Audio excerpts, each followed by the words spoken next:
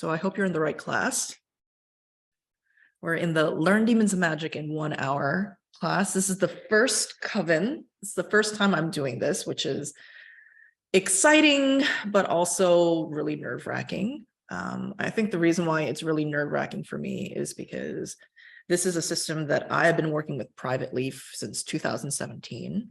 And as I've mentioned in my TikToks, I just over the years kind of forgot how confusing it is for a new witch, a new occultist. And so my goal is to really make things a lot easier for everybody. But at the same time, I understand that this is a very complicated system, and I don't think that it's unusual for you to do this class and still feel like, wait, what just happened? Like it's just a confusing system, okay? It's confusing, and my goal is that I teach it, and then later tonight you try it on your own. I'll send you the recording, and then you can listen to it again, and I'm probably going to teach a live cohort again, maybe next month, or I may even just give like just for people who are in this class right now, I may actually just do, let's say, another practice ritual where I'm not giving the praxis and the details, but we can actually just go straight into ritual so you guys can practice in that as well. So yeah, you guys do need this book. Okay, I know that some people have been asking, do I need this book? Can I just learn everything from this class? You can learn the techniques in this class, but this class, it has these 72 seals that you're going to need. It has really important information that you need. It is a reference book, so you absolutely do need the book. Okay, and of course, we want to support Gordon Winterfield for developing such a system. So if you do have the digital version of it, whether it's PDF or ebook, that's fine. But you do, as we're doing the ritual, you will probably need to print it out. So the book is just really convenient. All right, so we are working with the 72 demons of the Goetia. It's a very specific system, and it's heavily based on what wealthy, probably aristocratic Christian dudes were doing, like how they were basically cosplaying and interpreting mystical Judaism, which is a more ancient system, but even in this mystical Judaism, that was being practiced by these educated and kind of edgy rabbis. So it's a bunch of dudes who are all just all around edgy and just being like, yeah, man, you know, like, I just want to go right to the edge. I want to like push the boundaries. So it's based on ancient teachings, but the text itself, like the Christian, I guess, edgelords who wrote it down, it only happened like 500-600 years ago. So yes, it's ancient, but the actual written records are, you know, just a couple centuries old. And I just want to acknowledge that there's a gazillion different demons out there. There's demons in Buddhist mythology, Hindu mythology, indigenous mythologies all around the world. This is not the end-all be-all of demons. Okay? This is definitely not the end-all be-all of demons. And instead, this system is very specific, and I like how it's just kind of crunched down into 72 specific demons. And this system is also what we would call ceremonial magic. So, you know, when we say things like witchcraft or occult, it just automatically brings up a certain type of Western type of magic. This is the reason why for people who would practice, let's say, Kimbanda or something like that, we would actually usually call it like ATRs, African traditional religions, rather than witchcraft or the occult, although it is a type of witchcraft. It is a type of occult technology, but we just do it because the words, they just have a certain vibe. And so the vibe that the 72 demons of the Goetia have is a type of occult system that we call ceremonial magic, very choreographed, very set. And of course, because it's so choreographed, Hollywood has been really up on this, right? Like, and Hollywood has created, I think one of the first movies ever created hundreds of years ago or 100 years ago was an occult practice, right? Because it's like really cool. But is that what we're doing? Like, are we actually going to summon demons like what we're doing with this? And first of all, I don't know if the actual sound is going to show up on this. I'm going to unshare for a second and just make sure that the sound is going to be shown on this. So hold on a second, guys. So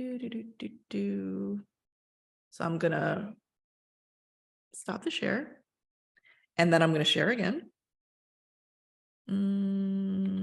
and make sure I share the sound.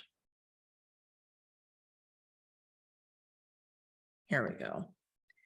And I want to know that you guys can hear the sound. So I'm gonna make sure that I also see the chat again. 1 second. Show chat. Here we go. All right. As I'm playing this, please let me know if you don't hear the sound.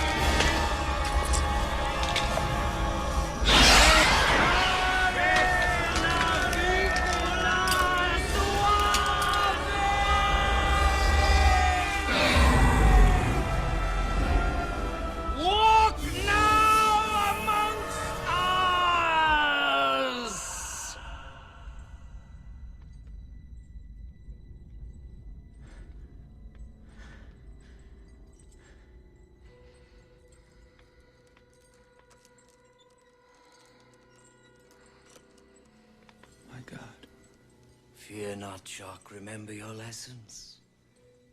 A summoned demon is yours to command. Unless you stand in Hell's way. Yes. All right. So glad we're not doing that. It's in that video. Yeah, it's intense. And bonus points if somebody can say in the chat what movie this is from. There's a very specific movie that this is from, and it's actually one of my favorite movies. And also the people doing this occult practice, the guys in the wigs and stuff, that's probably the type of people who are doing the occult practices and writing down grimoire stuff, you know, edgy Christian aristocratic dudes like 500-600 years ago. This movie, for those who are curious, is from Hellraiser 4, Bloodlines. So...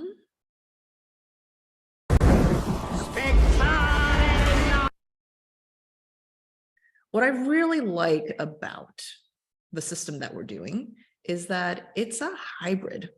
Okay, so what I love about Gordon Winterfield's system is that, yes, it's based upon the traditional goetic technology, but also it's going to be a little bit mixed in with chaos magic. And by chaos magic, I mean it's a magical system that kind of strips away pomp and circumstance, because we're modern people, right? What worked 500, 600 years ago may not necessarily work as well today in a world of TikTok and AI and, you know, like DoorDash, like that. And also Gordon Winterfield, what he did was he looked through other occult books that may not be well known.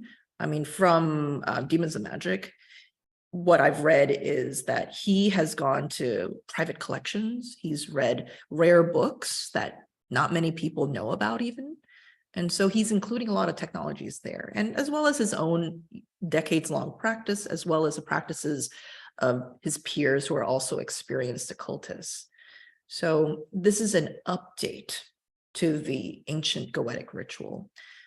So please don't get into online arguments with these edgelords who are just like, only 100% traditional goetic ritual is legit. Because for sure, the ritual that we're going to do is going to be off-label. It's going to be new in a lot of ways to what's traditional goetic technology.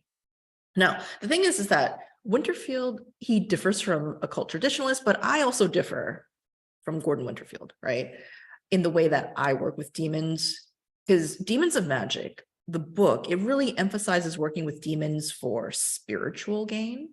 And I think a lot of demonolators, that's what they do. They work very deeply with demons, and it's very much like a self-development and it's a spiritual gain thing. However, I don't, and I still get great results. So the way that I work with demons is more like this, as you guys may know. This country, you gotta make the money first. Then when you get the money, you get the power. Then when you get the power, then you get the woman. This is the way that I do demon magic, and it works fine. It works perfectly fine for me. This country, And I think you that gotta the make the thing money. about this is that no matter what sort of way that you're working with demons, whether it's through the more traditional ways or it's through my more, I would say, transactional way, it's about respect, okay? A lot of people, they think that, oh, aren't demons dangerous and scary?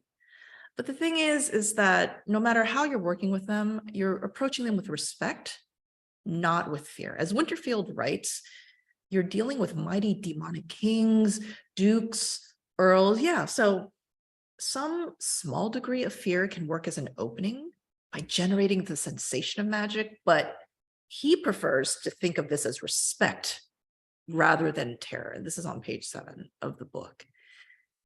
Think about a powerful person that you know and is widely respected in the world. Somebody like, I don't know, like a former president, maybe certain sorts of business leaders. The 72 demons are like that. When you're in a room with somebody who has that much power and who is that widely respected, you're just not going to treat them with the casualness that you might treat, I don't know, like a toddler. And as written in the book on page 8, peruse the ancient source materials and you will find angels that are invoked to curse, harm, and lay waste to demons, however, are described as offering dignity, honor, and wisdom. So I want to change the propaganda, the anti-demon propaganda that's been going on for, forever. So yes, you're approaching the demons with fear, but recognize that both angels and demons are to be approached with respect rather than fear, because they can do harm or they can give dignity, honor, and wisdom. And in so many ways, demons have been attributed to doing so many of these wonderful things. And in my experience, that has definitely been the case. So what we're not going to do is this. This is the way that most people seem to do any sort of ceremonial magic or deity work. It's very hierarchical. They're the god, they're the goddess, they're the demon, they're the angel. We're just this puny mere human. We're not worthy, we're not worthy. When you do this, you're actually shooting yourself in the foot when it comes to magic. You are absolutely shooting yourself in the foot when you're doing magic. Because what we want is a sort of respectful, calm swagger, because it shows authority. And I want to show you this clip. Every character in this Quentin Tarantino film, Inglourious Basterds, I want you to see how they hold their energy, because throughout the ritual, we're going to be kind of like during different parts of it, we're going to be different characters from the 3 characters in this the scene. But I want you to see how they have this consistent, confident swagger.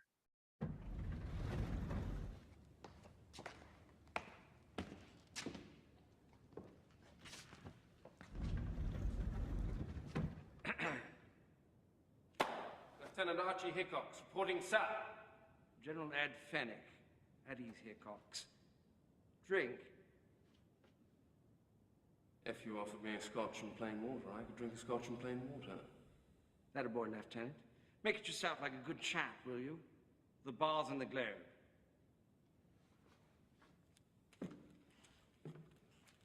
Something for yourself, sir? Whiskey, straight. No junk in it. It says here that you speak German fluently. Like a Katzenjammer kid. And your occupation before the war? I'm a film critic. List your accomplishments. Well, sir, such as they are, I write reviews and articles for a publication called Films and Filmmakers. And I've had 2 books published. Impressive. And don't be modest, Lieutenant. What are the titles? The first book was called Art of the Eye, the Heart and the Mind, a study of German cinema in the 20s. And the second one was called 24 Frame Da Vinci. It's a subtextual film criticism study of the work of German director G.W. Pabst. What should we drink to, sir? Well, down with Hitler. All the way down, sir. So that's Churchill in the back, and these 2 characters in the front are fictional characters. One's a lieutenant, one's a general. Here's the thing. Ultimately, what we are is we are going to be Churchill. We command the demons. So I think that a lot of people, when I first show that clip, they're going to be like, oh, we want to have the energy of Lieutenant Archie Hickox, you know, that sort of suave, like, yeah, he's the most junior person in the room, but he can hold his own. There's confidence about him. He's calm. You know, he's got that sort of like sang-froid, that sort of like coolness. But ultimately, you are going to be Churchill. You command the demons, not the other way around. And this is what's so cool, right? Because the demons are your loyal followers. This is a very different mindset than what a lot of people think. People think that the demons are like some sort of like shifty, gambler, chaotic misfit that you're selling your soul to. But no, actually the demons are your loyal followers. You, the occultist, you choose to respect them because, as it says on page 19 in Demons of Magic, they are loyal warriors. These demons are loyal warriors to you, wise members of your royal court. You know how in those like political dramas about American politics, like White House politics, there's always this phrase where the staff, the president's staff, they say stuff like, I serve at the pleasure of the president. The demons are serving at the pleasure of their president, you. So we're going to start out our rituals with maybe that Lieutenant Archie Hickox energy, right? But ultimately, we're ending with Churchill Riz because we are the commander. We need authority. For any spirit to work with you, you need to have the authority. The spirits will follow whoever has authority, which is the reason why I said, if you do the we're not worthy, you're shooting yourself in the foot. And I think a lot of people who do magic rituals and they say, oh, I didn't get results. Well, there's many reasons why. And one of the most fundamental reasons why is what sort of energy are you bringing into the actual ritual? And by the way, this is also one of the reasons why occultists who are really good at what they do, they can be real fucking assholes.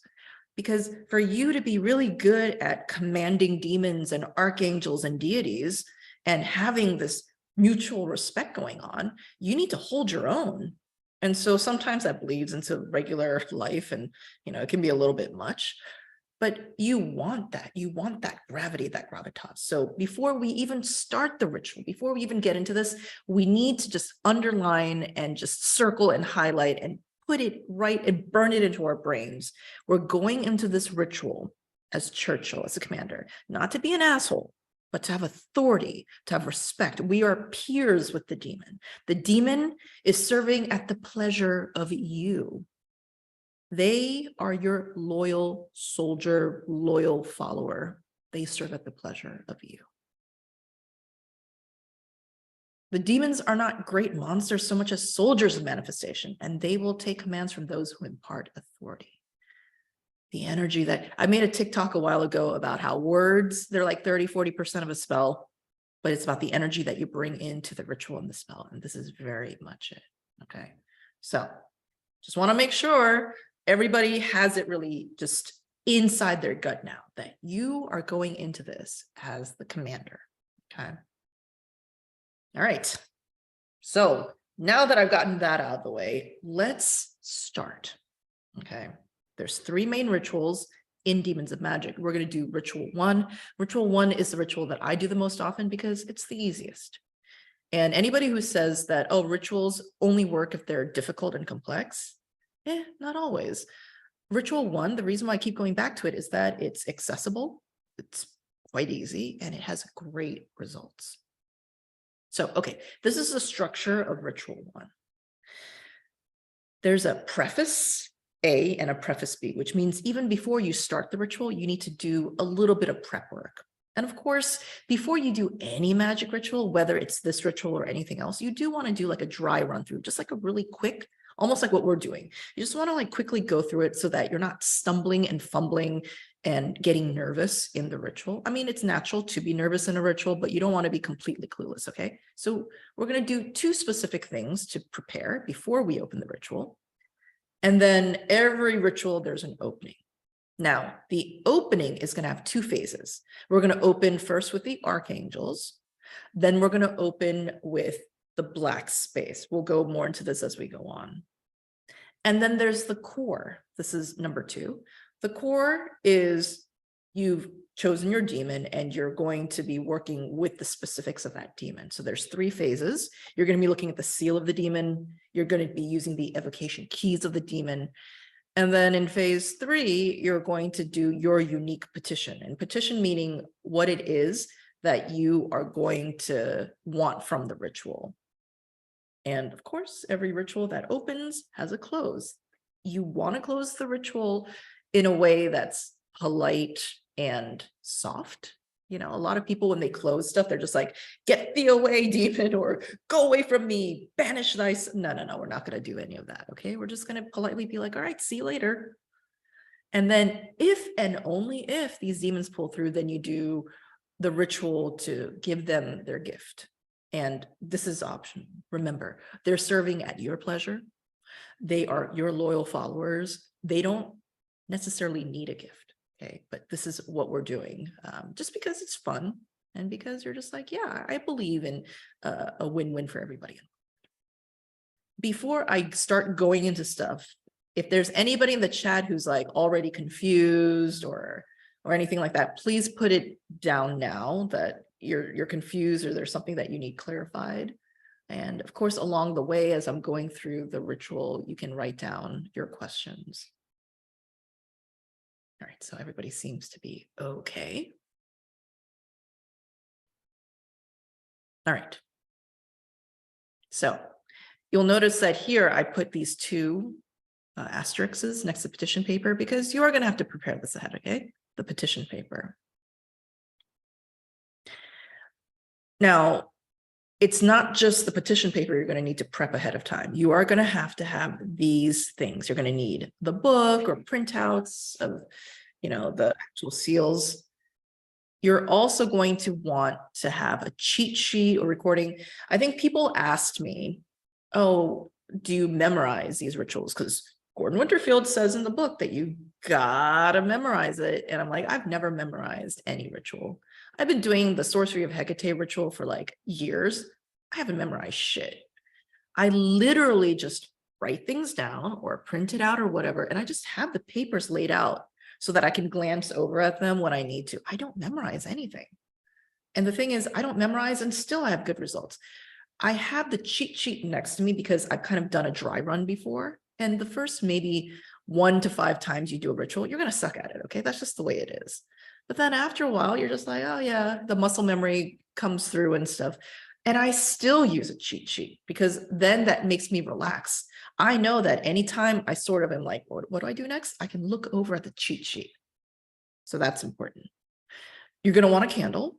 Any candle is fine. It could be any color. I like to use black because I think it looks cool, but it can be any candle. You don't need to do anything fancy to it. You're going to need a paper and a pen. You're going to need a fireproof bowl, cauldron, whatever it is, because you're going to be burning the petition paper, and then tongs to hold the paper that you're going to burn. And then if and only if the demon pulls through, I like to give them lemons and chocolates, but it really can be any sort of physical offering, any sort of sensual offering that humans like, because if humans like it, demons will love it.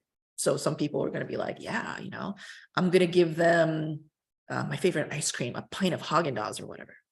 Just make sure that it's not too big because you don't want the demon, whether it's an archetype in you or an external demon, you don't want them to get used to something elaborate like a 7-course steak dinner. Because then every time afterwards, you're going to be like, oh shit. Every time I like work with demons, I got to make a 7-course dinner. So, you know, keep it small. It's fine if it's just, you know, like sucking on a lemon, eating some chocolates. That's totally fine. So, all right. For us, let's pretend, okay, because we're going to do kind of like a practice ritual. Let's pretend that we've decided that we are going to do a ritual because we are going to a protest on Sunday. Okay, this is a totally made up situation, all right? So let's say that we're going to this protest on Sunday and it's going to be a big protest and there's probably going to be cops there.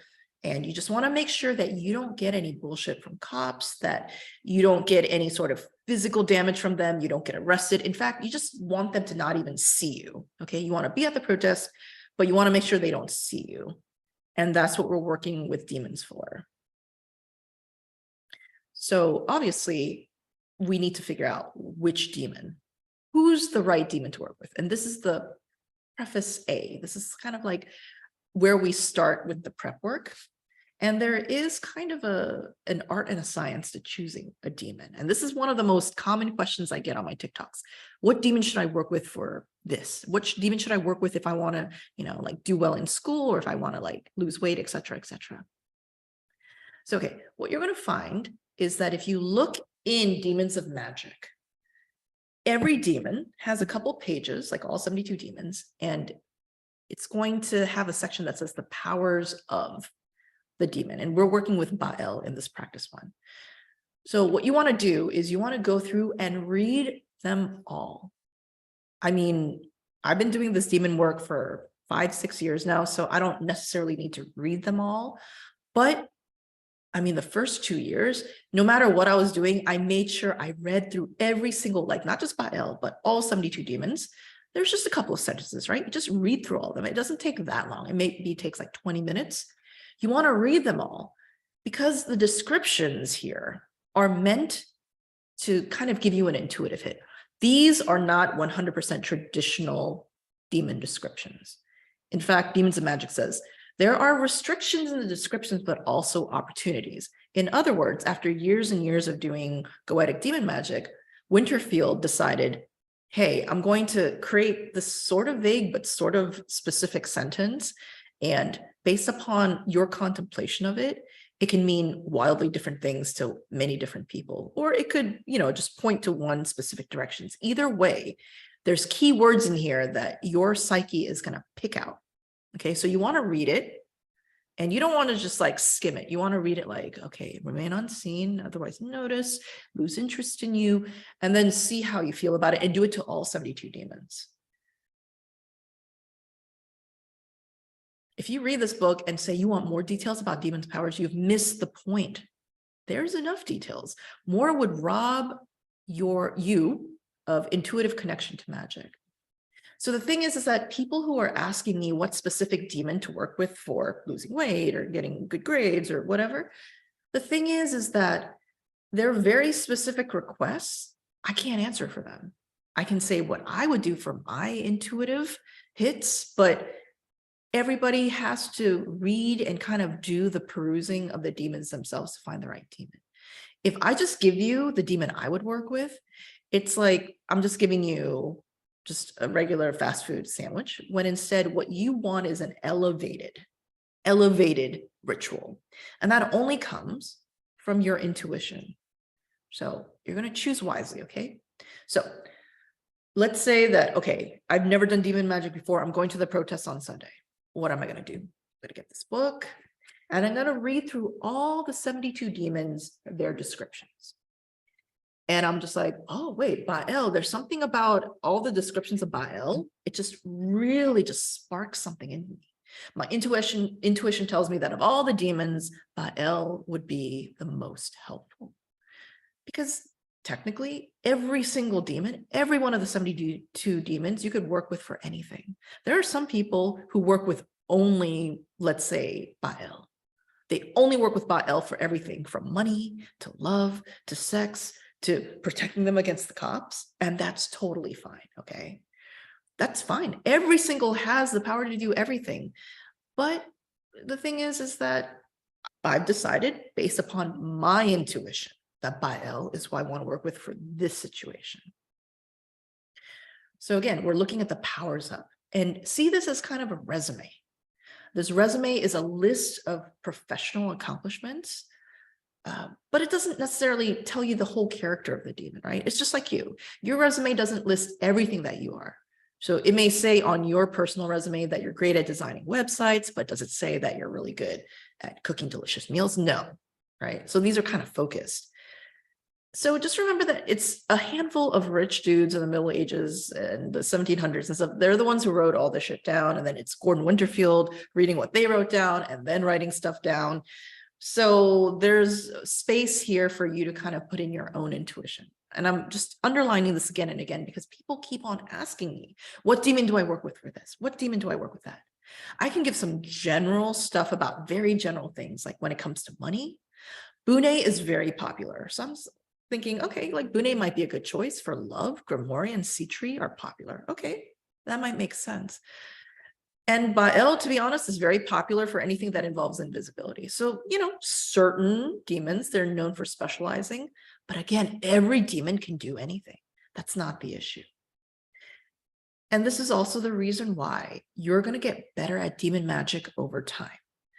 Because you're going to find through working with demons again and again and again that certain demons are just going to be like totally aligned with you. And certain demons, even though they sound great on paper, the synastry is just not there. It's just like when you're hiring anybody for a company. The resume may look great, but the vibes may be off, right? So that's totally fine, okay? So you're reading it and you're trying to look for, at least the first couple of times that you're doing demon magic, you're trying to look for this certain intuitive hit, like, yeah, I think this is the demon to work with, okay? Don't ask other people, oh, what demon should I work with? Just know that in general, Bune, good for magic or good for money. Citri and Grimoire, good for love, but they can also do all sorts of other things. But ultimately, read all the 72 demons in their descriptions, okay? That's the only way that you can get the best elevated burger. Now, the next preparation that we're doing, preface B, remember we have a preface A and B. The next thing that you want to do is you want to figure out what sort of petition you want. So writing a good petition is an art and it takes practice. But I will tell you this, if your petition is off, your spell is going to lack power, not because the words are imperfect. This is where people just get fucking hung up, okay? It's not the words of the petition. Words are like 30, 40%. They're important, but they're only important because the words carry a certain sort of ability to focus you, right? That's why different words mean different things to different people. And that's why you can't make blanket statements like, oh, you know, like this word always means this or that. Poetry has shown us that a single word can have a gazillion different meanings. So what you're trying to do with a petition is you're trying to clarify your emotions. The petition is there to make sure that the emotions that you have, which are the rocket fuel to the magic, you're doing this magic ritual, you're taking time out of your day, you're doing magic that is scary in a lot of ways. Why are you doing it? Because you want something. You're motivated enough to go out of your comfort zone and to do this magic ritual. So there's an emotion there, there's a motivation there, and you're trying to harness that. So think of the petition as the magnifying glass.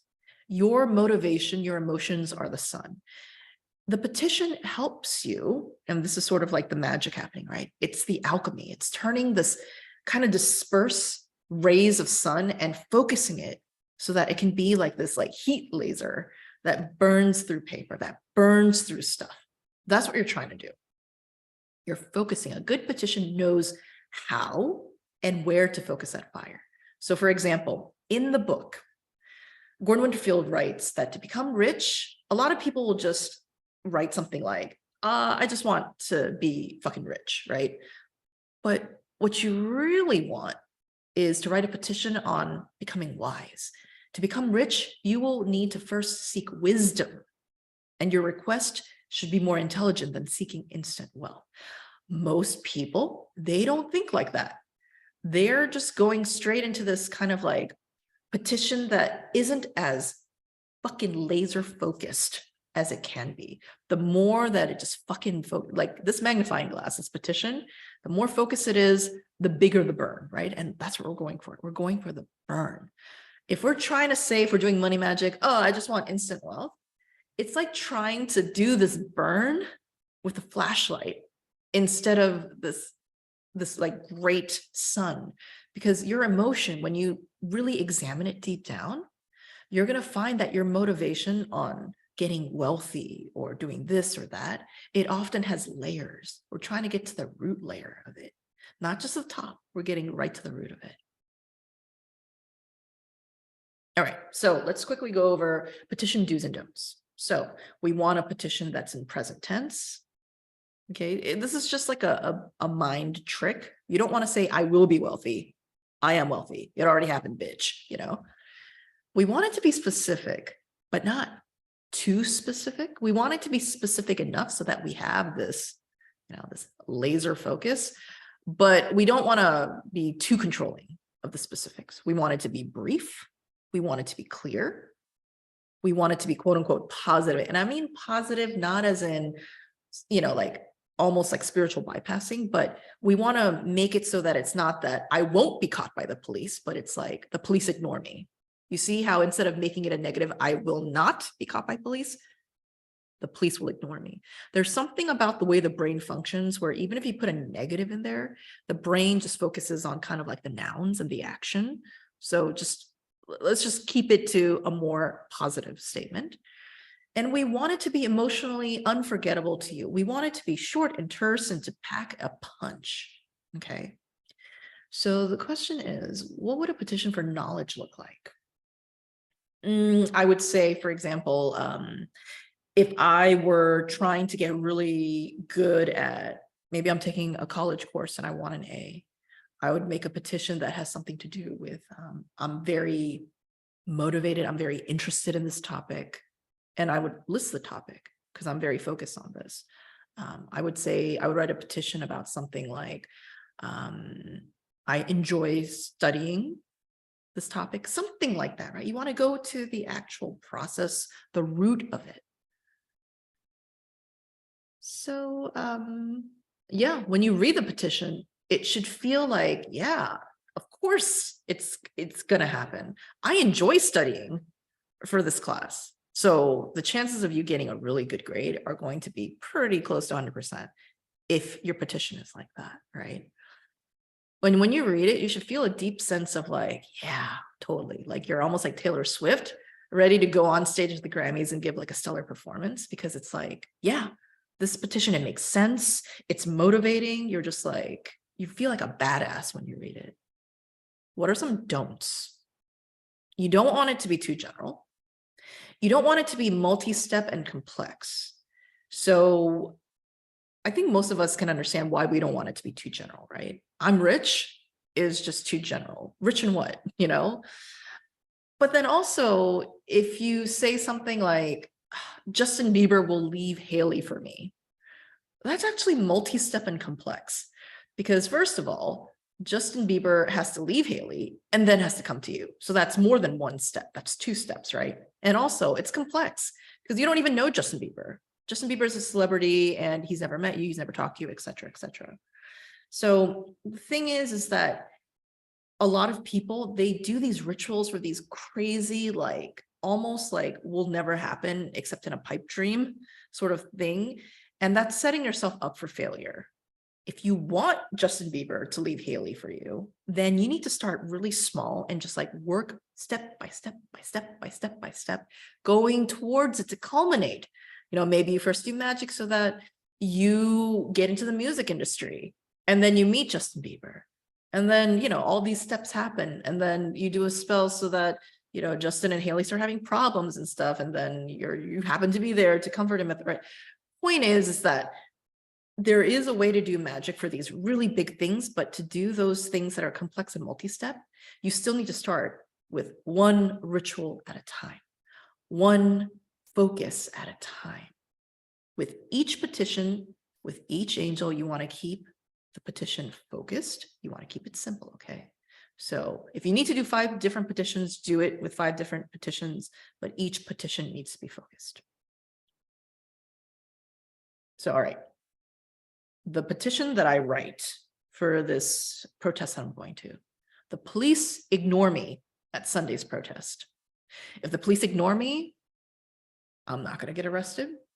They're not going to punch me because they're ignoring me, right? You could even write, I'm invisible to the police on Sunday's protest. There's many different ways to write this. And you want to write it in a way that kind of feels like, yeah, like I really will remember this because I really want the police to ignore me at Sunday's protest. And of course, I'm using positives, right?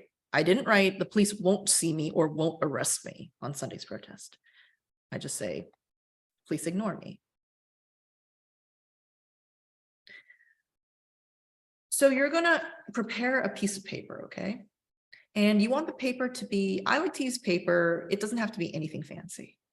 I like to use paper that's approximately the size of a dollar bill, a little bit bigger, because ultimately you're going to use this paper to cover the seal, the demon seal. So you don't want it to be too super small, but you don't want it to be super big because you're going to burn it and you don't want to fucking start a fire in your house, right? It's going to have big paper is a big fire. And you want to, use a pen, pencil, doesn't matter. Notice how I just tore this piece of paper out.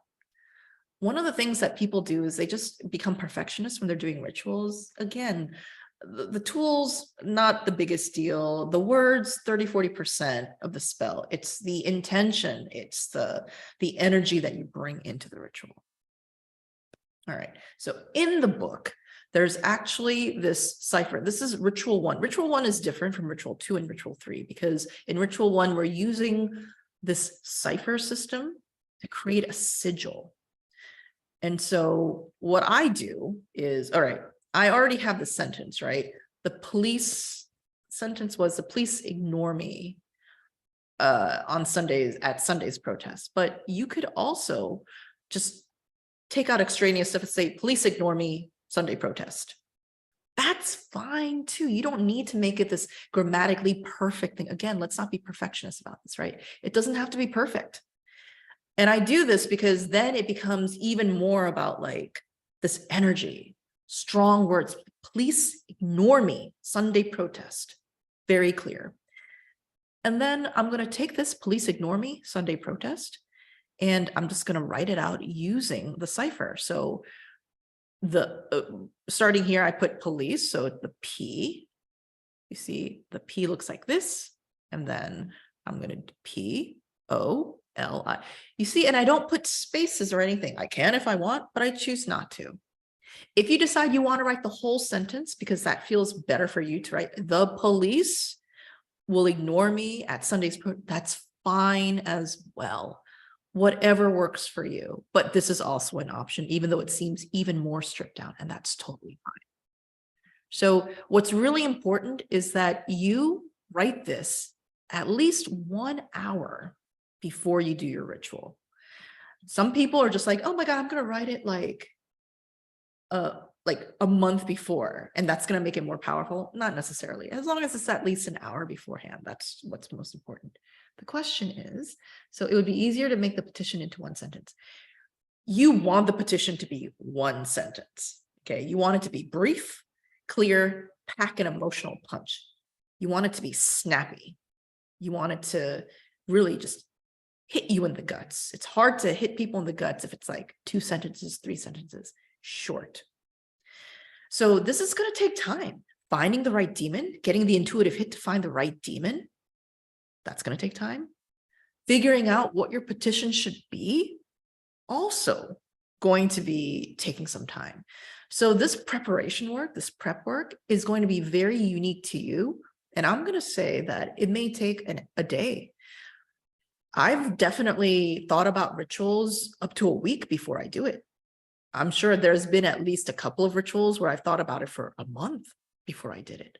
But in terms of actually writing the petition paper, you're going to want to do it an hour at least before. And then an hour before, so you write it, and then you're going to turn the paper over so you don't see it. So let's say that I was going to do the ritual tonight at 9 o'clock at night. By 8 o'clock, I have it written down, and then I'm going to put it face down so I don't see the cipher.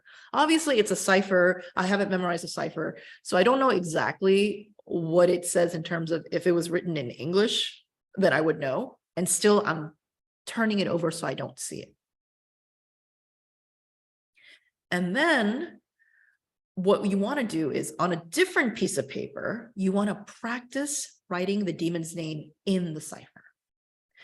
The question is, would you say I have a photographic memory is a good petition, not too general, but precise? I'm not sure that I would use that as the actual, no, I don't know if I would use that as the actual petition. because that's almost like saying, like, if you don't already have photographic memory, you're trying to have the magic rearrange your neural firings, your neural wiring in your brain. Do you see what I'm saying? And that becomes a much more complex and multi-step spell, because then you need to do a spell on rewiring your brain chemistry and then changing your DNA. And if you have epigenetics that already have the ability to have photographic memory, then you want to like bring that out. That's too complicated. So you want it to be, this is an art, and the scope of this ritual, it's writing a good petition is beyond the scope of this class. But this is something that happens through practice, but you want to like really think about it, okay? So you've written your petition, but on a different piece of paper, you want to practice writing the demon's name, Baal, in the cipher, Baal, Baal, on a scrap piece of paper. I'm just going to write it over and over again, because in the ritual, during the actual ritual, again, we're in preface A and B. We haven't even started the ritual yet. In the ritual itself, you are going to be writing the demon's name on the back of this petition paper. And you don't want to be in the ritual and be like, oh shit, how do I write Baal's name? Now you are going to have, you're going to have this cipher as a cheat sheet. So don't worry about totally and exactly like having to like memorize this. You're going to have this as a cheat sheet nearby, but you still want to practice it so that you're a little bit more fluent in it. Is that the exact cipher for Baal? Yes, so B-A-E-L. If you look at the cipher, B-A-E-L.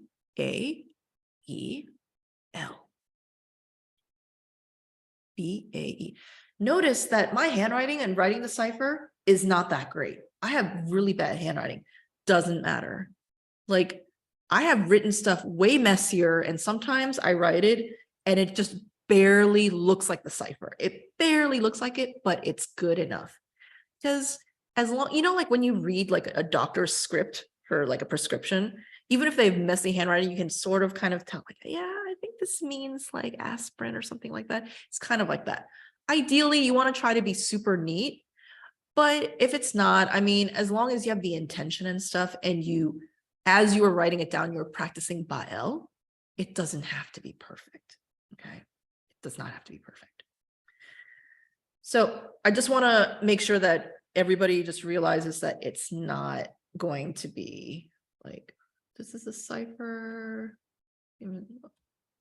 Yes. So just look back at this and just do whatever sort of cipher you need. And if you misspell something in here, that's fine too. Like, you don't have to be super perfectionist. Just try your best, okay? Just try your best. And by the way, yes, the cipher is in the book. This is definitely in Ritual 1. Would the demon name be spelled as in English? Yes, it would be spelled as in English. Everything is spelled as in English. Your petition, spelled as in English, because we have the English alphabet, the Roman alphabet here, spelled as in English. If you speak a language that also uses the Roman alphabet, Spanish, French, you could also write your petition in Spanish or French and then use the cipher. But the actual demon name is going to be in English, the official English spelling of the name that's inside this book.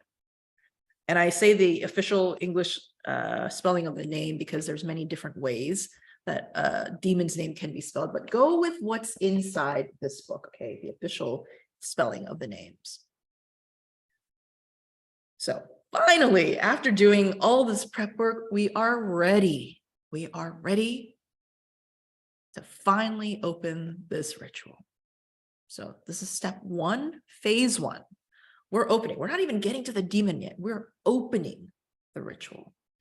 And by opening it, we are initially calling in archangels. And people are just going to be like, why the fuck are we calling in archangels when we're trying to work with demons? And this is a question that I had for a long ass time. So I was like, I don't want to work with angels. They're psychotic. I just want to work with demons. Why do we need to work with angels? Now I know why.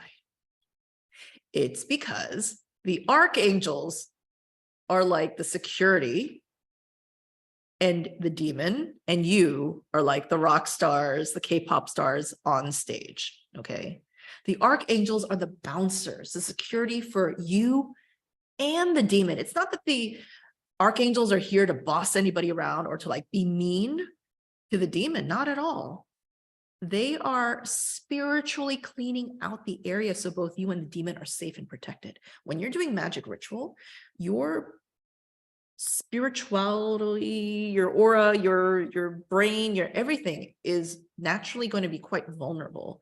Like the neuroplasticity when you're doing a ritual is off the chart because you're really just opening yourself up to things that may or may not be quote unquote real, right? So you're very vulnerable. The archangel is there to make sure that while you're in the state of vulnerability, no one gets inside your magic circle except who you want in your circle, which is going to be the demon. So the archangel is actually there to help you and the demon. It's not there to boss anyone around or to be an asshole. Now, as you're doing this ritual, you don't imagine that an angel or a demon or any spirit is coming into being. Instead, your imagination is clarifying what's already there. And this is something that is key for not just somebody who's an atheist like me, but for all of us. I think a lot of us, the way that we do a lot of deity work is that, oh, we're like conjuring, we're like building up this being almost like from scratch in our head, you know, like they don't exist in this world, but we're going to imagine them like building them up from scratch, like building blocks from the very basic building blocks into no. What you're going to instead see it as is that the archangels, they were already just like roaming around this dimension. Like they were just like chilling on Fifth Avenue and like 34th Street in New York City, like eating a hot dog, but like I couldn't see them, right? Or like the demons were always there just chilling outside at a tree, but it's like I didn't see them. But thank God my imagination is finally clarifying what was already there. I wasn't seeing them because I was too busy doing my taxes, you know, working my job, whatever, buying a salad, whatever. But now, thanks to my imagination, I can finally see what was already there. That's a very different mindset than being like, oh, you know, I'm just imagining something, just conjuring something up out of nowhere. So when we're thinking about the archangels, when we're opening this ritual, this archangel, it's not just coming out of nowhere. It was always there. And now you're just clarifying what was always there, always roaming around. And now it's almost like a buddy who's like in a different zip code being called to you. It was already there. The archangel, the demon was already there. Now in phase one, we're ultimately going to be building this. Okay, this is like my private notes. So this picture is in the book. But all of these other things I added on to clarify for me as I was doing this, what I'm doing. We're going to be calling in, we're going to be clarifying using our imagination, calling in 5 archangels, Uriel, Michael, Raphael, Gabriel, and Metatron. And we're going to have them like bouncers, almost like these like really big, tough bouncers, like muscular bouncers going in front, back, left, right, above, like really protecting this magic space, right? Really making sure that this bubble around me is like clean, no riffraff, okay? So let's do a little bit of practice. So this is obviously not going to be a real ritual, but we just want to like somewhat practice a little bit on what it's like. So let's say that, all right, I'm starting this ritual. You're going to use your phone or whatever, and you're going to find a compass. You're going to find north. Let's say north is where I'm facing you, okay? Pretend like you see me right now, where you're facing is north, okay? Okay, so you found north. Now I want you to close your eyes. Like I want you to really close your eyes right now. We're going to practice this a little bit. Close your eyes, breathe, calm breath, you know, and you're focusing on the fact that I'm doing this ritual. I'm going to be calling upon this archangel. I'm going to be cleaning out. I'm going to be securing this magic space, okay? And you don't want to be like too perfectionistic about it, but you just want to focus, okay? Just focus, calm, relaxed. And then I'm going to say certain things, okay? I'm going to say stuff, and I want you to repeat them after I say them. And the way that I say it is also important. You're going to notice I'm going to say it with a sort of deeper voice and a kind of more authoritative voice. I want you to also go with that, okay? So repeat what I say and then do it to the tone that I say it as. Your eyes are closed, remember. Before me, Uriel.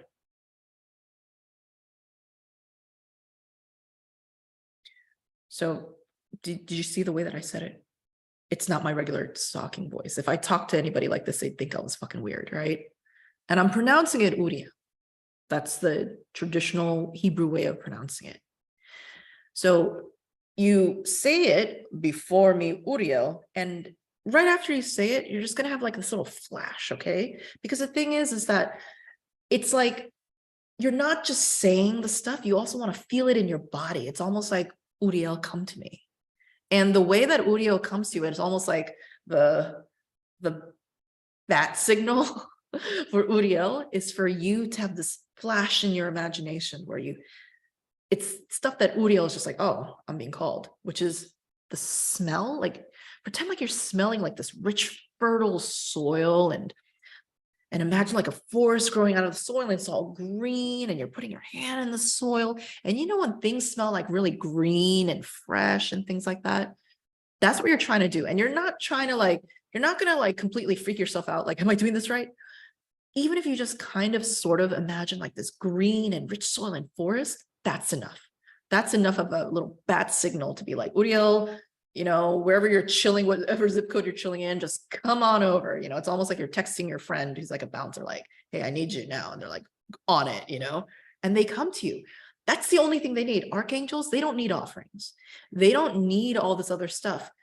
When you need their protection, when you need their help, they'll just show up if you call them with authority, and also you have that flash in your head, okay? Those two things will bring them to you. And that's all you really need for Uriel to come, and Uriel is going to be in front of you, almost like, you know, crossed arms, like big buff bouncer type. All right. And then after you do that, you're going to say, at my back, Raphael.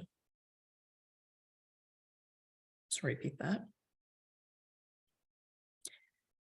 And so you're going to say it, and then you're going to feel on your skin this like wind, this rush of wind, like, and then imagine like a blue sky and a yellow sun. And then down this mountain, there's going to be this like yellow and blue air, like, you know, go crazy with your imagination, right? It's just rolling down the mountain, you know, it's like the wind is coming down from the mountain, and it's like yellow and blue. So you'll notice that if you look at the presentation, in my notes, I put in like yellow and blue just so that in my cheat sheet, I know what sort of evocations, what sort of sensual things that are the bat signal for each specific archangel. When you envision the color and just the feel of the wind, so that's enough to have Raphael come to you and stand in the back of you, bouncer, to protect you, okay? Again, you don't have to be perfect. Just have authority, relax, remember, you're Churchill, you know, you're the commander. Come in with that energy of like, even if you're feeling a little bit insecure and you're like the most junior person there, like Lieutenant Hickox, when we were watching that Inglourious Bastards clip, that's fine. But he was still, even though he was the most junior person, he was still just, he had swagger, he had authority. You just want to make sure that you're not hyperventilating, okay, about this. So the question is what if I don't close my eyes, but use a cheat sheet as a guide to read from?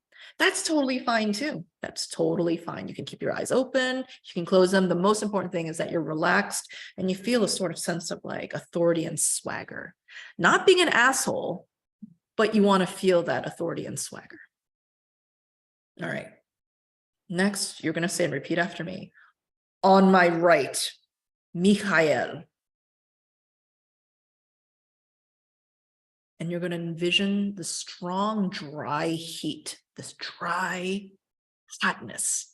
And then you're going to envision red with sparks of green. So you'll see it in my presentation. I have red with sparks of green.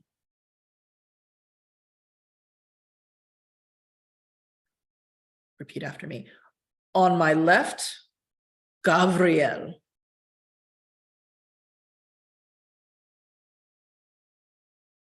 And this one, it should be, you should envision an open ocean, and there's like a moon, and the light is kind of blue rather than gray. It's got this blue light, and the waves crash, and there's flashes of orange in the blue wave, right? So the question is, should we do the flash right before the verbal call comes first? And then we do the evocative flashes. So the verbal stuff is like you putting out, like, it's like you turning on the bat signal, and the evocation is the bat signal. So it's like you stating your intention. Gabriel, come to my left. On my left, Gabriel. Boom, bat signal comes on. Yeah, you're coming, right? Stating your intention, then you're using the evocation for Gabriel to be like, oh shit, yeah, I'm coming, right? And then once you have all of the angels, you've done everybody, right? Like you've gone to Gabriel.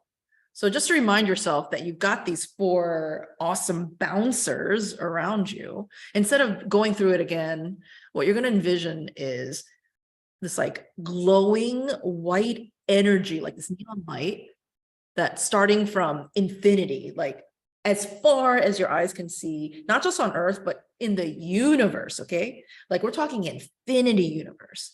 There's this red neon energy beam coming from the north, like straight through Uriel, the bouncer, and straight through you.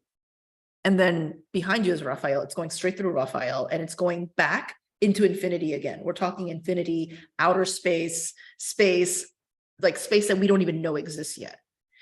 So we're going to envision that. And then from our, what is this, our right, again, from infinity space, deep, deep into the unknown spaces, okay, into the universe, not just on Earth. Again, this white energy coming through, and then it's going to go through Michael, it's going to go through you, it's going to go through Gabriel, and it's going to go out into infinite space. So you're going to literally see in your mind's eye from the north coming in, piercing these 2 and then you, and then from your right coming in, piercing these 2 and you, and going into infinity. But we still have a 5th archangel. The cheat sheet is much better than the notes I printed. Yeah, this is notes that I made because, you know, I'm very ADHD, so I had to make it visual. So, all right, repeat after me. From above, Metatron. So what you're going to envision is above you is a totally dark sky, pitch black, but then a tiny star. It's there, and then it expands around you. This like little glowing star, it expands, and then it becomes almost like a spotlight, right? Like you'll notice that it's like the spotlight, kind of like a large spotlight that's shadowless. So you're in it, but we don't see your shadow. You don't see your shadow in it, okay? And I almost see it as like this alien technology, like almost like from an alien spaceship from Metatron that's shining a beam on me, okay? This like really bright light. And so we've got this bouncer up here in a fucking spaceship, just like, and this entire area, right? Right here, we've got a bouncer here, here, here, here, here. And then we have this like disc over here defining the fact that there's no riffraff entering here. It's only me and the demon, okay? So I guess technically Raphael would be here, Uriel would be right here. It'd be at the edges of the disc, but you guys get the point, right? They're bouncers, they're protecting you. Now the space is clear. And you're anchored in authority and protection. Now we're going into step 2, phase 2 of this. So this is black space. So we've already had our bouncers, everything's like nice and cleared up. And so now you're going to have this thing, whether it's in the book or printed out, prepared, right? It's here, and it's this black space black hole. And on top of here in Hebrew is AA Asher AA, which is actually a name of God, even though it literally translates to I am that I am. So like if you were to ask God, Abrahamic God, the story goes, hey, what's your name? Then this Abrahamic God would say, I am that I am. So somebody was like, oh, I guess that's one of your names, right? So this basically means God. And then at the bottom here, it's Ata Gibor Leolam Adonai, which kind of long to say. So people usually shorten it, and they've taken like the first, the letter of each of these words and shortened it to Agla. Agla means Ata Gibor Leolam Adonai, which means, Lord, you are mighty forever. And by the way, even though it's saying, Lord, you're mighty forever, we're going to, in later slides, we're going to see that that's not totally the vibe we're going for. Like, it's a slightly different vibe, even though it's saying, Lord, you are mighty forever. Notice that the way that I pronounced it was with a horrible American accent. I'm not pronouncing it like I'm a native Hebrew speaker, okay? And that's fine. You hear people all the time speaking English with a foreign accent, and you still understand them, okay? It's the intention, okay?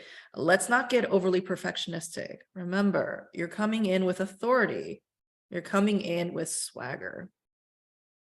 And so you have this in front of you. You're just like, all right, you don't really need to even focus on the fact that this is the name of God and this is saying God, you're great always.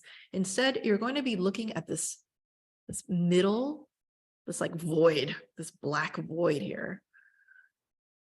And I want you right now, just as practice, to stare into this, okay? And as you're staring into this, in your mind's eye, I want you to think about how this is the gateway into infinity, this black void. This is a circle of potential. It's a wormhole into the womb of infinite possibility. This black, it's actually not just this flat two-dimensional thing. It is a portal into everything and anything, a womb. In this moment, as you're staring into this portal, and you may even start to see it turning from this two-dimensional flat black thing into actually, you can almost see it having dimension. Like you could almost put your hand in it. You could put your head in it, right? It's a portal. In this moment, anything is possible. Absolutely anything. And you're just like, wow, me being alive is a miracle. Magic is just, therefore, it's totally natural. Because me being alive is a miracle, and magic is a miracle, and magic is just so natural. And just as it's easy for me to breathe, I can do magic. Because I mean, this portal, just a moment ago, it was just a flat black circle, but now it's an actual fucking portal because I'm alive, and it's a miracle I'm alive. So magic is so natural, so easy. Now I want you to imagine the moment of your birth and the first breath that you took. And imagine your last breath far into the future as life fades from you. So your first breath when you were born, and then your last breath. Contrast these two situations with where you are right now. You're probably somewhere in the middle of your life. Right now, you're somewhere between creation and destruction. And this part, this phase 2 of this part of the ritual, it centers your attention on this dichotomous reality of creation, destruction, everything and anything, miracle, but it's mundane, right? It's literally the womb for everything and anything. And so as you're contemplating this and you're just staring into this black void, and by the way, there are times where I get so into this, like I literally start seeing like the black void just like kind of like come to life.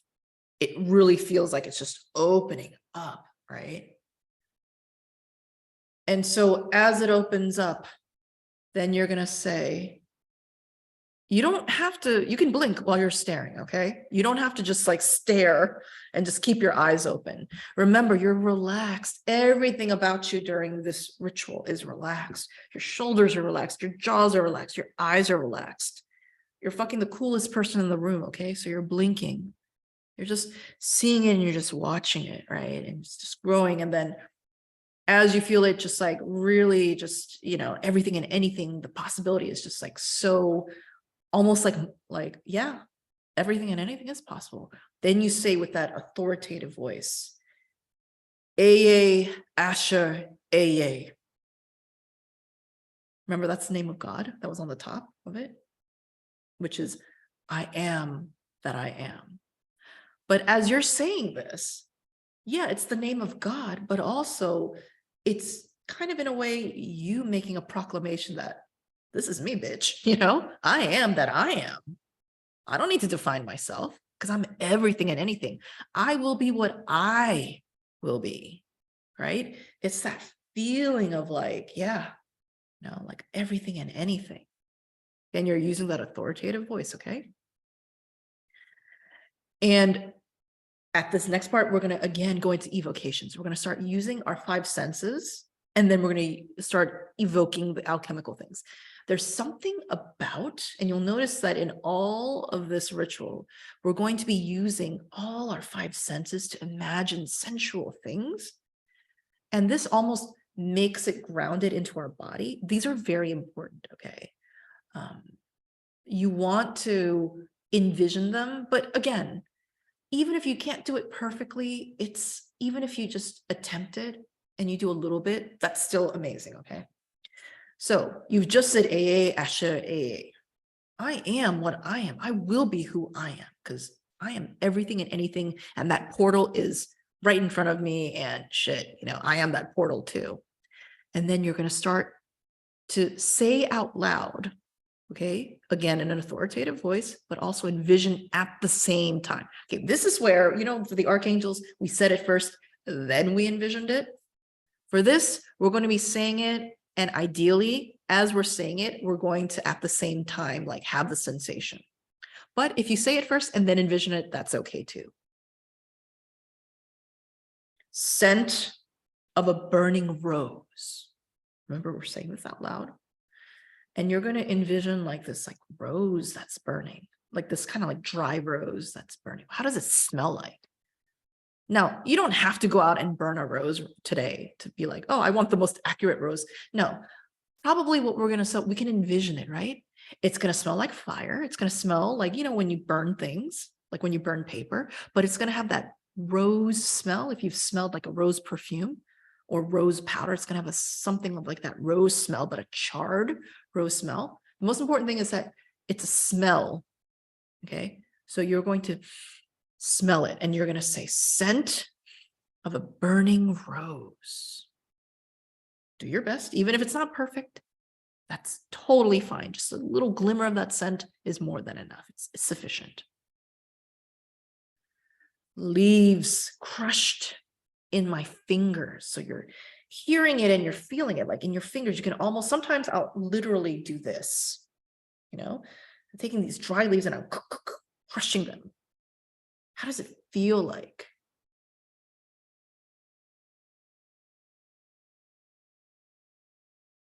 Deep blue of twilight.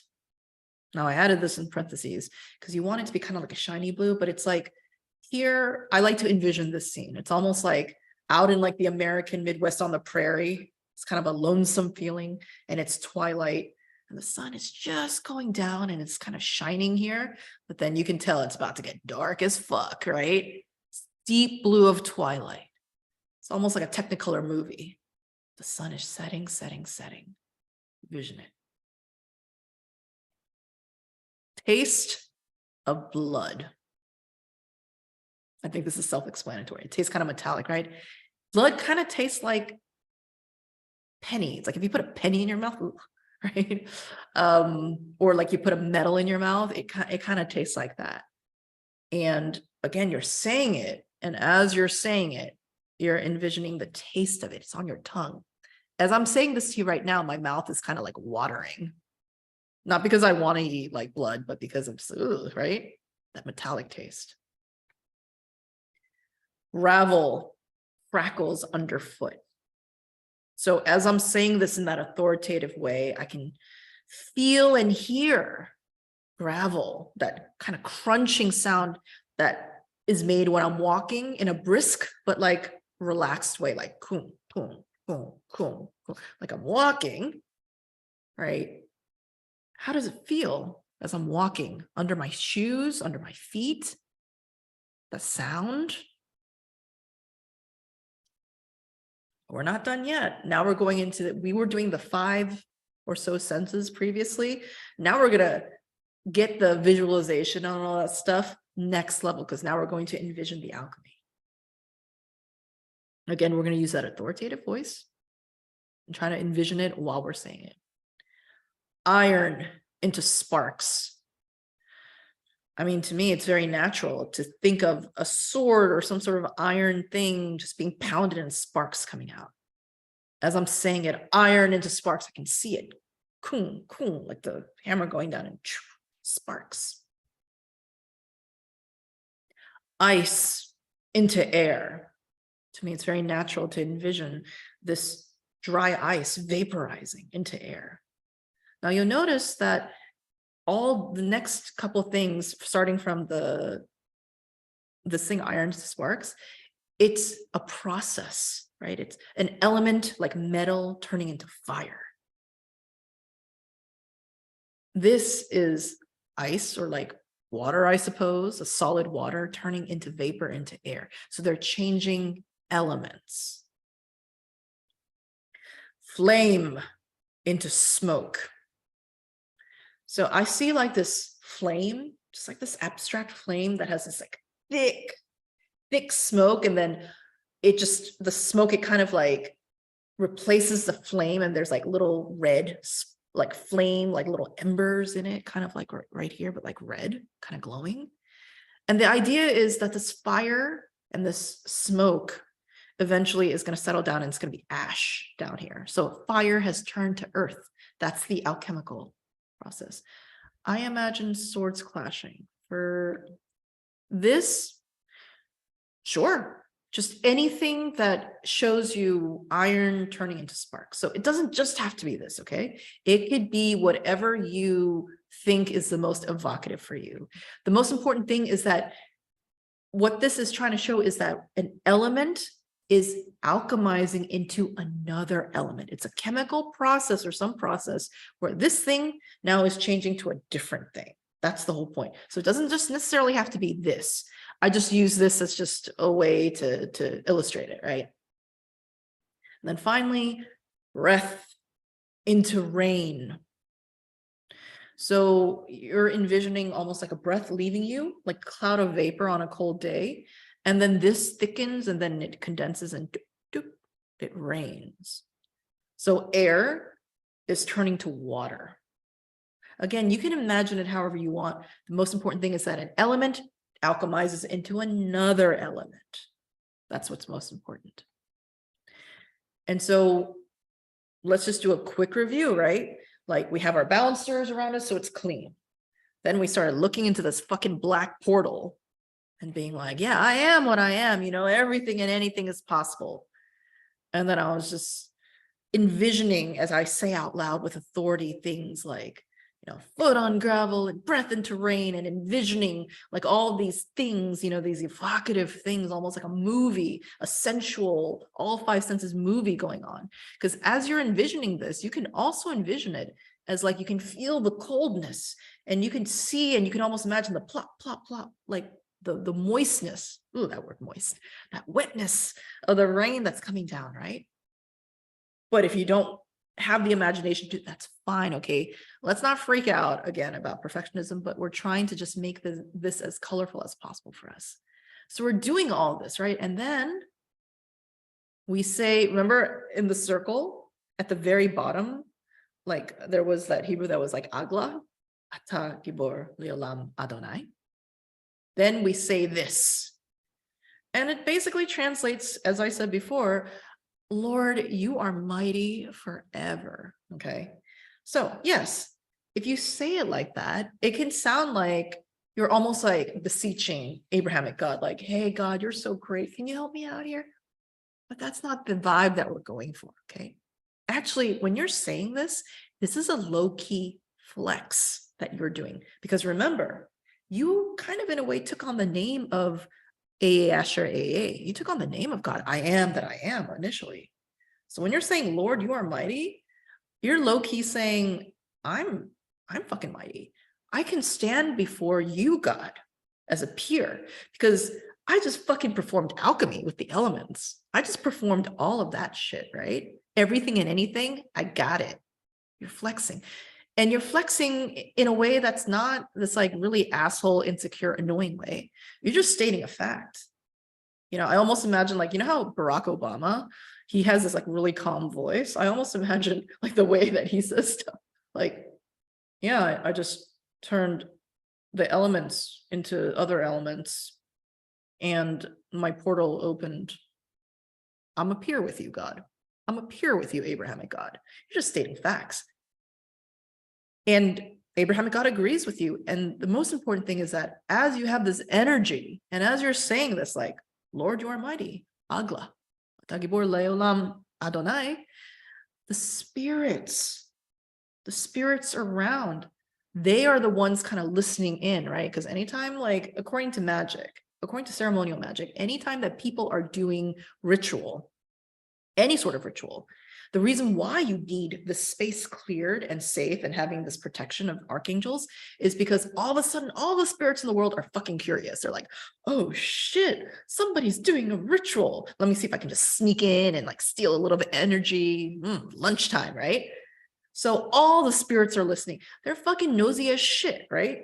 And so when you say this, when you say Ata Gibor Leolam Adonai, and such a like, yeah, you know, just like low-key flex, like stating it as fact, spirits are listening in and they're saying, oh, we have a powerful, authoritative, commanding presence here. They have authority. We got to listen to them because they're boss here, right? Because they're on the same level as God. They're on the same level as Asher, same title. So I hope that this explains the I guess the logic behind why we're doing this, okay? So that you're not just doing this kind of like randomly being like, oh, okay. If you understand why you're doing it, I think it makes the spell and the ritual more powerful. So, okay, you've done that. You've like basically said Agla, and then you're going to keep gazing at the black circle and you're going to gaze and gaze and gaze and like that portal, like you believe as you're gazing, you're just like, this portal is a wormhole to everything and anything. You have authority. You will be obeyed. This is not wishful thinking. You are accepting reality and you're going to keep looking at it until you have this like nice feeling inside where you're just like, yeah, I'm good. It may take a little bit of time to get to that feeling. It may happen quickly. It may happen after a couple minutes. But you're just trying to get into that mindset. Remember, ritual is a mind hack. You're trying to change almost like the brain waves that are happening right here. And this is changing the brain waves. You know, it's changing your reality because you're changing your brain waves. All right. Oh my God, guys, I can't believe it's like an hour and a half and we're only now going into the core of the ritual. So we're definitely going to go over in this class, but that's totally fine. All right. So now, finally, we've done the opening. Every single ritual that you do, you are always, always, always, always going to do that opening. So get really fucking good at it, okay? Practice it. Practice it. Do dry run after dry run if need to, because you will always, always do the opening. Now, this core part, it's going to be a little bit different depending on the demon, but it has similar structure. So this part as well, you're going to also want to do dry runs. But okay, we are prepped. We've done the opening, okay? So now we're going to do the core. And we decided we're going to work with Baal. And you'll notice that in the Demons of Magic book, there's pronunciation guides and demons often have multiple ways to pronounce their name. I pronounce Baal's name Baal, but some people may pronounce Baal. That's fine. That's totally fine. Not a big deal. All right, so the core part of the ritual is dealing with the seals. And this is the reason why you need to buy the book. You need to buy Demons of Magic because it provides all the seals for you. So do not do this magic on a tiny phone screen. If you're going to do it digitally, because let's say you're just like, I don't want to print out shit. That's fine. But you need to make sure it's like an iPad because you need to see these details. You need to see the shapes. You see like all the little shapes here and how like it's a little heavier here, then it's a little thinner here. You need to see the shape details. You don't need to know what they mean, but you need to see the shape details. This is the reason why the book is really great because you can see the print is very crisp and clean. So let's just go over basically what we're dealing with the seal. The outer, the black circle right here, are all the names of God in Hebrew, you know. God has many names, and one of those names, of course, is AA Asher AA. It's just, that's just what it is, In Western ceremonial magic, when we call upon a deity, we're not just saying, hey, God. We're like putting in all the names of God, all the nicknames and everything like that. This is how you bring authority, okay? And I want to show you this clip from Game of Thrones that shows how saying all the different epithets, the titles, the nicknames and names, it brings authority and dignity to a situation. So let's watch this clip.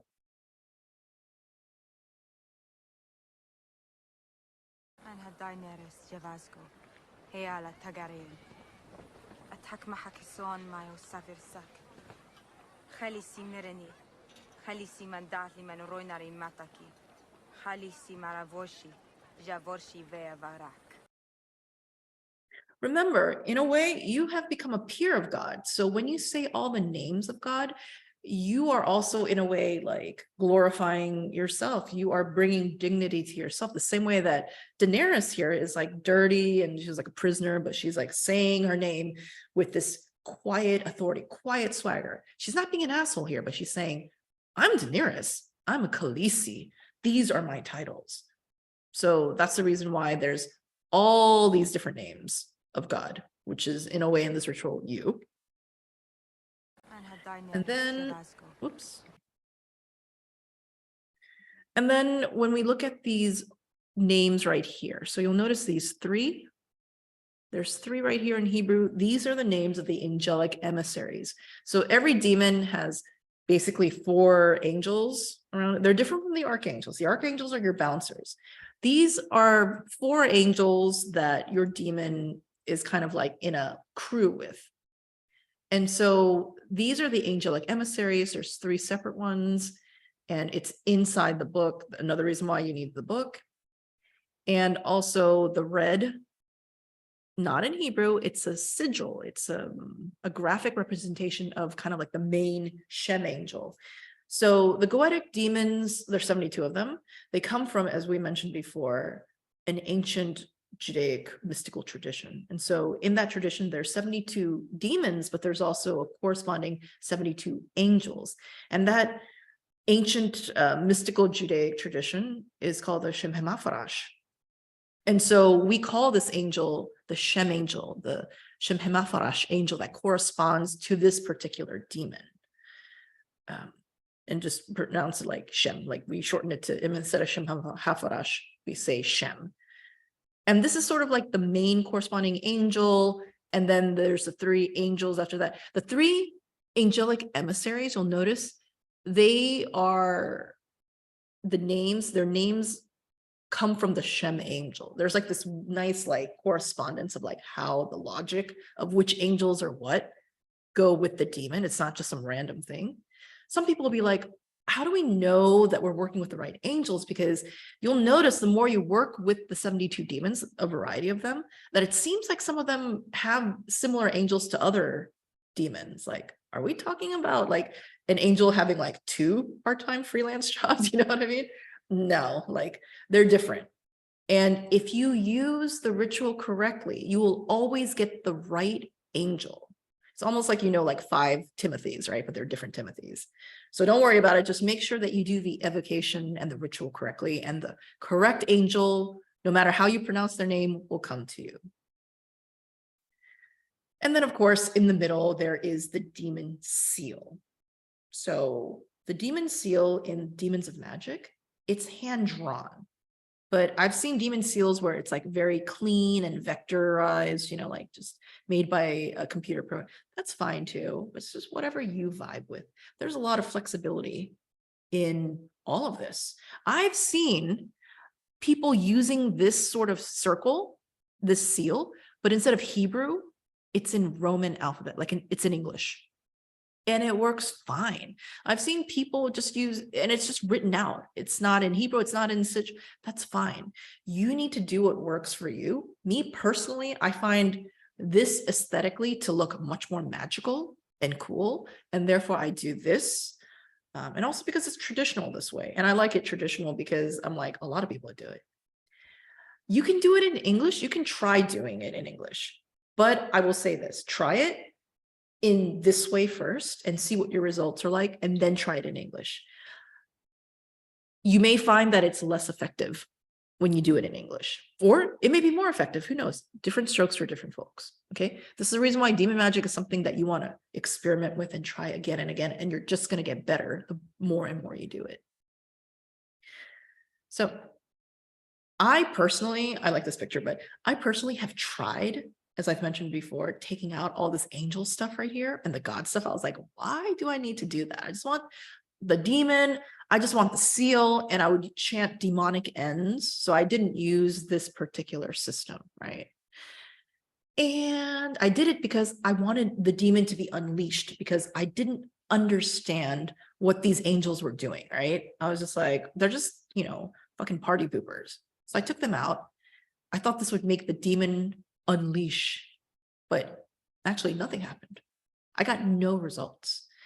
It's like the ritual became null and void without all of these moving parts working together. This part, the name of God, the angelic emissaries, the Shem angel, and the demon seal. So I'm starting to think that instead of constraining, that all of this other stuff around the demon seal, it's just become part of tradition. And so tradition is powerful, because if thousands of occultists for centuries, maybe thousands of years before you've been doing it a certain way, it's like it creates an energetic superhighway. So we are going to use a superhighway instead of trying to go off-road, okay?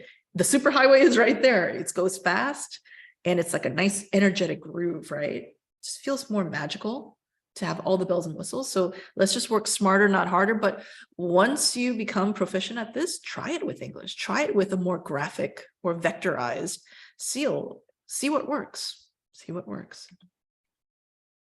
All right.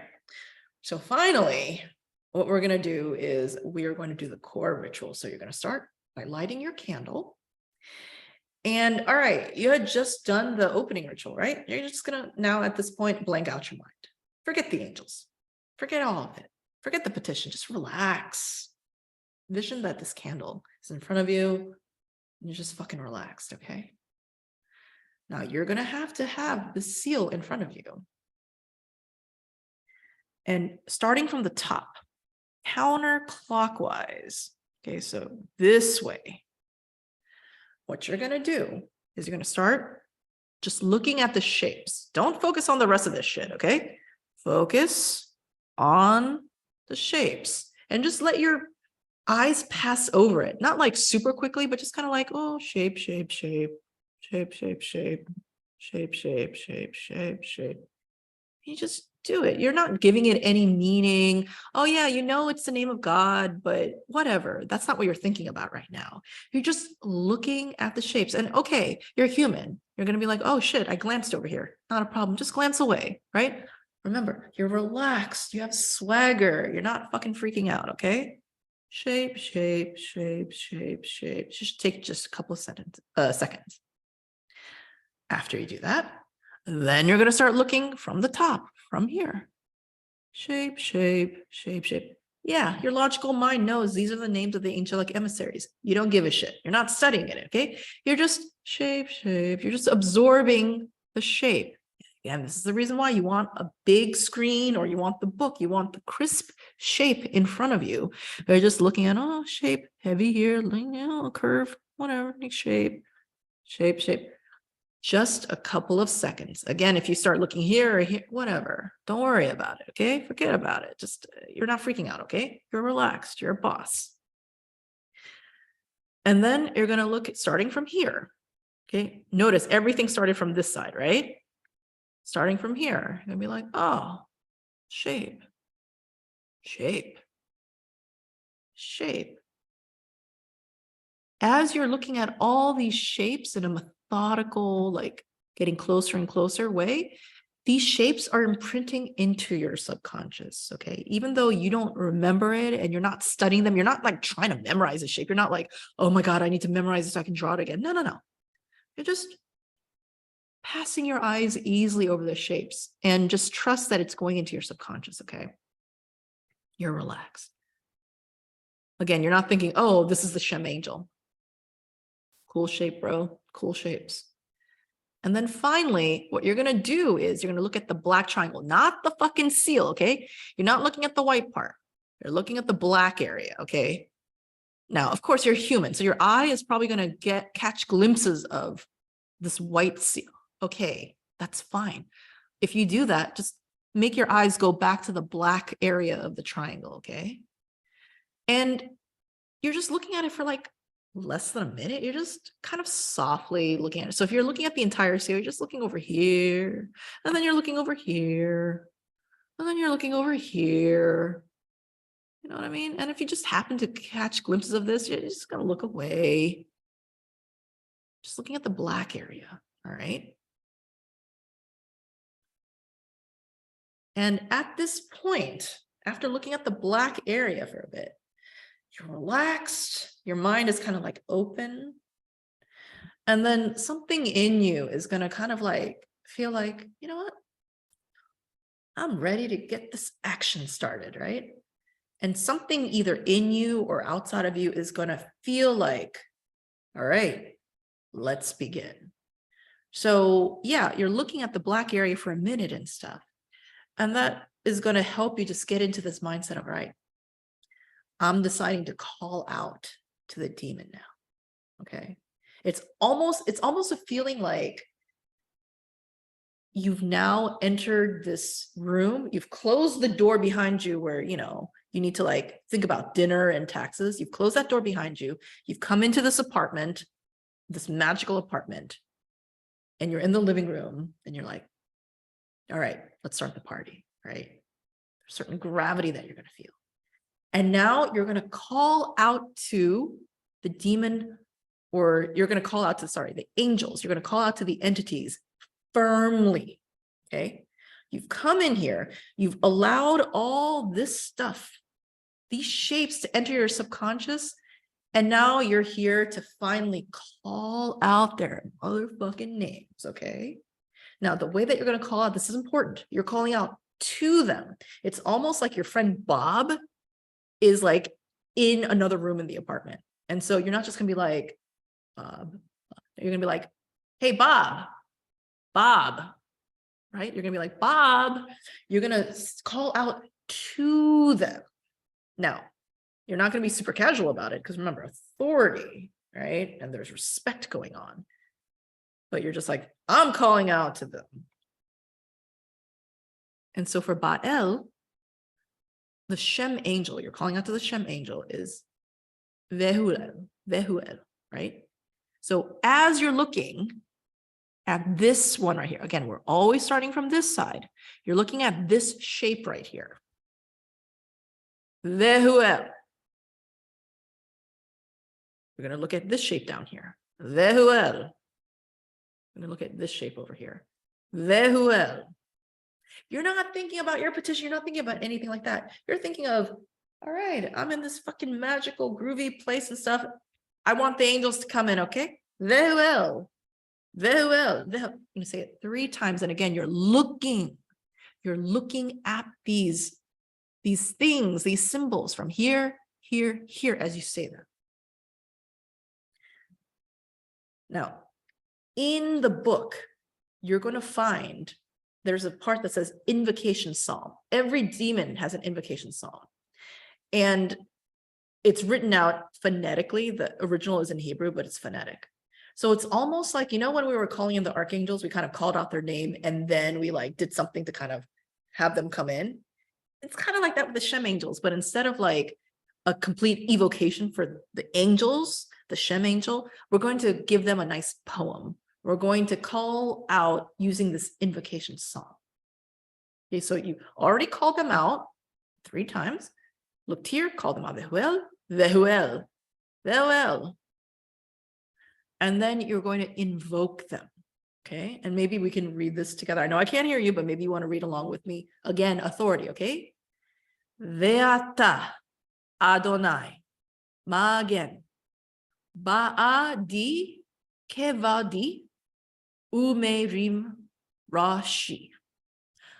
Notice my accent again, not native Hebrew. Got a fucking Valley Girl thing going on sometimes when I read this stuff. That's okay. Authoritative voice, okay? So it's phonetic and you're in your energy, right? It's like, come on out, Villo. And then you're going to go back to calling out Villo again. Vehuel, Vehuel, Vehuel. Just as a review, you called Vehuel 3 times, then you gave them a nice little poem, the psalm. The psalm is with every demon has a psalm. And then you say it 3 more times. Again, looking here, starting here, always starting here. Vehuel, Vehuel, Vehuel. And now that we have the angels, like the Shem angel has sort of like, it's almost as if the Shem angel is there sort of as like the manager, like if the demon and you are like on the stage and the archangels are like the security, keeping like the crazy fans off the stage. It's like the Shem angel is like the manager, right? Off the stage, kind of making sure that you guys keep to the list set of the songs you're going to play, that we're like going to be okay. Do we need water? You know what I mean? The Shem angel is there and the Shem angel was called. It's like manager, make sure that things are happening okay, right? Now after the manager has been called and it's like, okay, party's about to start. Manager's at the side. Now we can look at the seal here, but don't just like look like, just like stare at the seal. We're just going to be very soft, dreamy, keep the gaze loose as we look at the seal. And just in your mind, just dreamily, inside your mind, be like, Ba'el, Ba'el, the name of the demon. Ba'el, dreamy, soft gaze. Think about the name of Baal several times. All right, now phase 1, remember there's 3 phases in the core ritual. That's done. Now we're going into phase 2. It's the evocation keys. The evocation keys are fucking important, and this is not traditional. This is very much something that Gordon Winterfield, that's his technology in Ritual 1. I really like it. And it's very similar to, remember in the core where we were doing like the alchemical reactions and like the burning rose and stuff like that. It's kind of like that. And this is what makes the ritual fun for me, to be perfectly honest. Okay. So now we've been dreamily gazing and thinking Ba'el in our minds. Now at this point, we are looking at the white, the seal, and at this point, the demon is starting to stir. It's almost like, you know how I said that it's almost like you went into this magical apartment and then the Shem angel was in another room. It's like there's another room and like maybe the demon is there and the demon is just chilling. And so when you're in your mind being like, Ba'el, Ba'el, the demon is starting to stir, like, I feel a presence. The demon is getting a little alert, like, wait a second, like, is somebody here? You know what I mean? And this is when you go to the evocation keys. So remember, the evocation keys are for the demon. They're not for you, okay? When you're doing this, you want to be in the mindset, much like when we're doing the archangels, that this is almost like the signal that you're sending out to them. It needs to be as colorful as possible because the demons are going to be like really into that. But the evocations are for the demon, to get them to be drawn to you, to come to you, to be roused to come to you. All the demons are going to have a section that talk about the evocation keys. So for Ba'el, it's the evocation keys of Ba'el. There's evocation keys for Sitri, Grimoire, everybody, right? And these are just a couple of sentences talking about all the different evocative senses that are associated with Ba'el. So for me, I'm working on a project right now where I'm using AI to try to like see what AI generates when I put in the evocation keys. So this isn't exactly what you're going to be envisioning. I just put this in here because I thought it was kind of cool. But in your mind's eye, right? You're thinking about like these dark shifting colors and like this earthy sense of roughness. So like you're almost envisioning like things are dark, almost like I'm in a dark cave and like I'm touching like earthy roughness, like there's rocks and like maybe, you know, like dirt that's like dry and it's like, it's rough, you know what I mean? And I can smell when I'm breathing in, I smell bark. Hence the tree right here. There's bark and soil. There's this metallic smell of blood. And then I hear like this like this fierce gust and like this like rumble of thunder and stuff. And like in my mouth, it's almost like I got some of that bitter taste of like earth and like blood and whatever it is. Like it's a bitter taste, right? So when you're looking up the demon, you're going to want to read this and kind of do like what I just did, like think, okay, like this is what I'm doing, right? I'm like trying to get but the thing is that when you're in ritual, what you're trying to do is you're trying to go build this up all together. It's not just like first you think about the shifting colors and then you stop. And then you think about the earthy sense of roughness, then you stop. And then you think about the scent. And then you think about, no, what you do is first you think about the colors and textures and the roughness. And while you're still thinking about the colors and the roughness, at the same time, you're layering on top of that the scent of bark and soil and blood. So this part is actually just very complex, right? And while you're thinking about how it's like, oh, you're feeling it's like rough and like, you know, I smell this like earthy, but it's like kind of like metallic and bloody. And then at the same time, while I'm doing that, I hear thunder and like this like gust. And at the same time, like all these things are happening. And then at the same time, I'm like bitter taste in my mouth, right? This is pretty complicated. So usually at this point, I will close my eyes and try to evoke bit by bit, you know, and just take my time. And what you're trying to do is you're trying to make this as big as possible. So there are going to be some evocation keys for certain demons where it's going to say the sound is like people whispering. You want it to be a loud whisper, if you get what I'm saying. You know, like if it says the sound of people whispering, you want it to be creepy, like the sound of people whispering is all around you. Just like the sound of the rumble of thunder and fierce gust is all around you. The sense of roughness is all around you, on your head, your eyeballs, your hands, in between your toes. The smell is just, it's getting into your fucking pores. The taste is all in your mouth and your throat and everything, right? You just want to be overwhelmed by this. For me personally, I find that the best way to do this is through recording. So I will literally record in my, what's that program in an iPhone, voice app. I will just read bit by bit. And I will literally be like, Bael has dark colors, or I'll just say dark shifting colors and textures, earthy sense of roughness. And I'll pause a little bit. I'll be like, yeah, you're feeling it on your head and the texture is like on your hands. And at the same time, you're breathing in, and while you're touching the roughness, you'll like smell the bark. And then while you're smelling that, and like your toes are feeling the roughness and your butt is feeling the roughness and stuff. And then all of a sudden there's like rumble of thunder. And sometimes I'll even find like the sounds of thunder and gust on YouTube and like record it. It's almost like I'm doing a radio play, right? I'm making it fucking as multimedia as possible.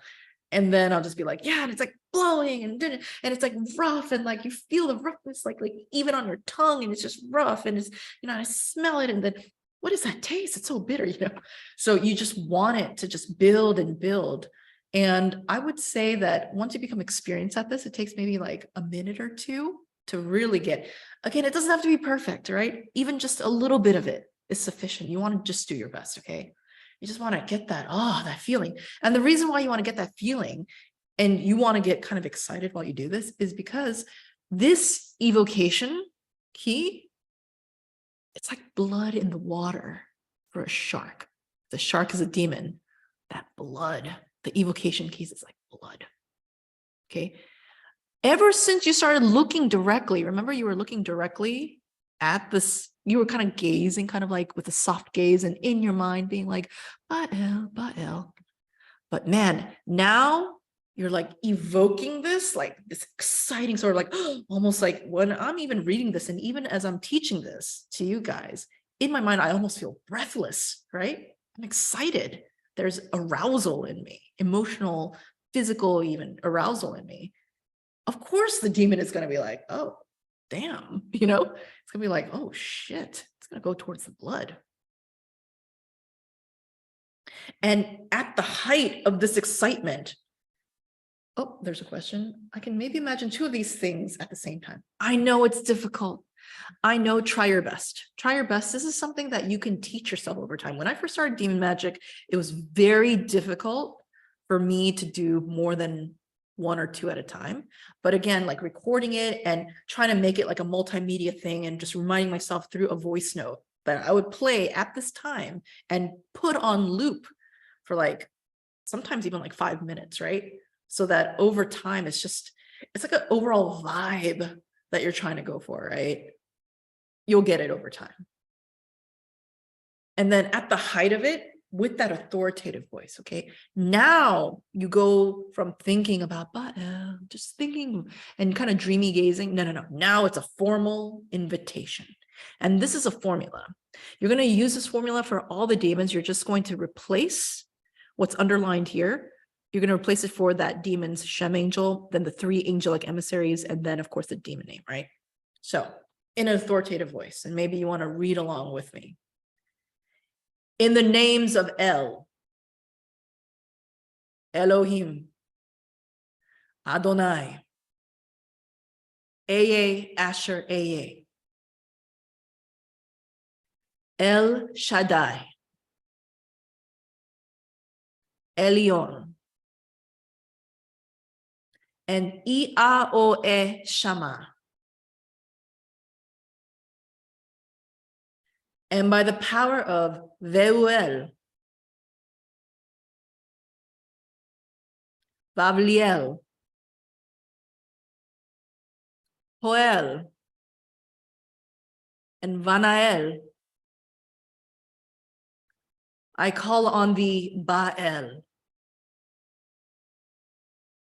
So the ways to pronounce all these Shem angels and angelic emissaries, the pronunciation guide will be in the book. So again, you need the book. And once you formally call the demon, it's almost like the shark it's fully visible in the bloody water, right? And this is when we go to phase 3. Remember, there's 3 phases in the core ritual. And so this should say step 3 of 3 right here. This is where you bring in your petition. This is where that petition that you prepared before, remember? This paper, it's now you bring it in, okay? So remember, you had this petition that you put face down so you don't see it. And now you're going to turn it over, okay? You're going to turn it over. This is not in the book. These are my personal pictures. These are my personal notes. So this presentation is a mix of what's in the book, but also my personal notes. So that's why I'm teaching this class, to show you guys my personal notes. So I had this petition paper upside, face down, so I didn't see it, but now it's okay for me to turn it over and for me to finally see the cipher petition. I don't need to look at it and study it and be like, well, what did it say exactly again? You know, like I don't need to do it at this point, okay? All I'm doing, I'm just not overthinking it. I'm just looking at the shapes. I'm just looking at the shapes. And then remember how we were practicing how to write Baal in the cipher? We're turning over this petition. Like we had looked at the petition. We were like, oh, interesting shapes, bro. And then we turn it over and you'll notice that I have it kind of folded in the middle because that shows me that I want to write the demon name on one of these sides because you'll see why. It makes it easier to fold it up and use it correctly. But I'm going to choose this side and I'm writing Baal. Now, can you look at your cipher cheat sheet? Of course you can look at your cipher cheat sheet, but you've practiced writing Baal so you're not struggling, so that you're still in flow, okay? You're still in flow and you're writing Baal and you have your pen ready right there. You're not getting out of this magical mindset. We have spent all this time building up this magical mindset. We're not getting ourselves out of it, okay? So we've written Baal in the cipher, and then look at this. I'm going to fold it up so that I don't see any words. You can fold it however you want. I overfolded it just because I wanted to show you like what it looks like when it's folded. But notice, I don't see any of the cipher letters. I don't see anything. It's just blank paper. This is important, okay? Now you're just going to do this quickly. You're going to do this neatly, but you're just going to do it casually. You're not making a big deal. There's very little in this ritual anywhere where it's a big deal. Okay. And then you're going to, as you're holding this petition that you folded up, you're going to gaze at the demon seal, and you are going to more or less just say the petition. Okay, you're going to say what you wrote. So I wrote down, police ignore me Sunday protest. You folded up the petition. You can't see any of it. And now you want to say what the petition was. If your petition said, the police ignore me at Sunday's protest, that's what you're going to say. So this is why you want your petition to be short, clear, and unforgettable. You don't want it to be complex because you're going to have to say it out loud. You folded it up. There's no hints. Obviously, it's written in cipher, so you couldn't read it anyways. You want to say your petition out loud while your thing is folded, okay? And then as you say it, okay, you're gazing at the demon seal as you're holding the folded paper, and you're saying, police ignore me, Sunday protest. And as you're saying it, oh, suddenly you're transported into this wonderful, happy daydreaming where, yeah, the police, it's almost as if you're thinking on Monday about how the police ignored you on Sunday. You know, your petition was police ignore me on Sunday's protest. You're almost like, in a way, you're going to time travel to the future, and you're happily daydreaming that it came true. The result already happened. You feel great. You feel pleasure in your success of the results. You're not hoping or yearning whatsoever. You're just kind of like, man, that was awesome. Police ignored me. Like, you're thinking almost like on Monday that you were ignored on Sunday, right? And you're just feeling so good and happy. And you're just like, yeah, Magick is fucking legit. The cops, fuck them, you know? And like, you're just envisioning how you were at the protest, and like, they didn't even look you in the face, right? They didn't even look you in the face. And instead they were just completely and utterly just 100% like, just like, oh, damn, you know, like they didn't notice you, totally ignored. So the more excited you get, the more you're just like, damn, the cops, they just fucking ignored the shit out of, like, the more you're just like, this petition, holy shit. The more that happens, the better. The more excited you are, the happier that you are, the more excited. And you notice that, right? In all of this ritual, you're always conjuring up this emotion of excitement, of success, of authority. Your emotions are in fucking 4D, 5D, more than 3D. You're just conjuring it up. Emotion, emotion, emotion, emotion, emotion. And then you just say it as you're looking at the demon seal, right? Please ignore me. Sunday protest. It's almost, in a way, you're kind of chuckling in a lot of ways, right? And then you're going to take your folded petition paper. You're going to put it over the seal.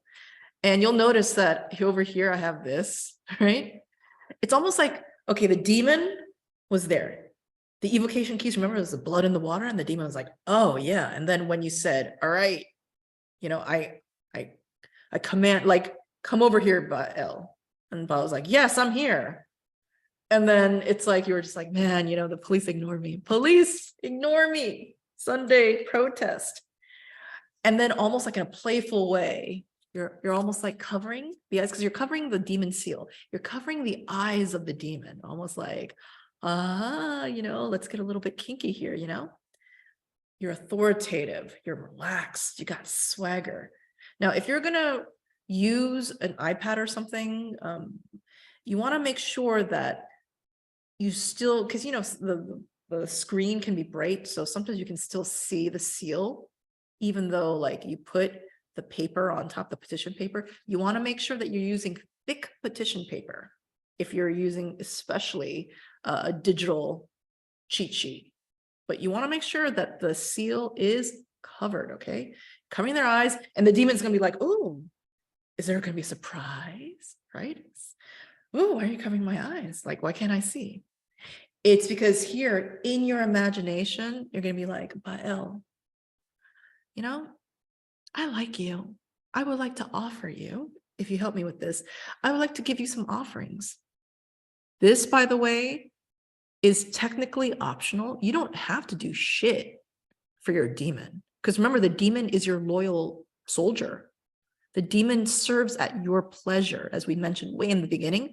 But I think it's not polite to just be like, oh yeah, just, do whatever and just fuck off. I think that's I don't like that. I think it's so much more fun and a win-win and everybody feels great when it's like a nice equitable exchange, right? There's 3 things that you can offer. Just choose one of them. You don't have to do all 3. Remember, this offering is not some sort of like, you do this for me, then I do that for you. You don't have to give anything. This is a gift that you're giving, and a gift that the demon will receive with pleasure and like appreciation, but they're not expecting it. They're serving at your pleasure, okay? So don't make it a big deal. Don't make it weird, okay? So usually I choose either a sensual experience or a public shout out. Me giving a personal sacrifice, that just seems like a lot, so I don't do it. Some people may be like, yeah, I'm about it, right?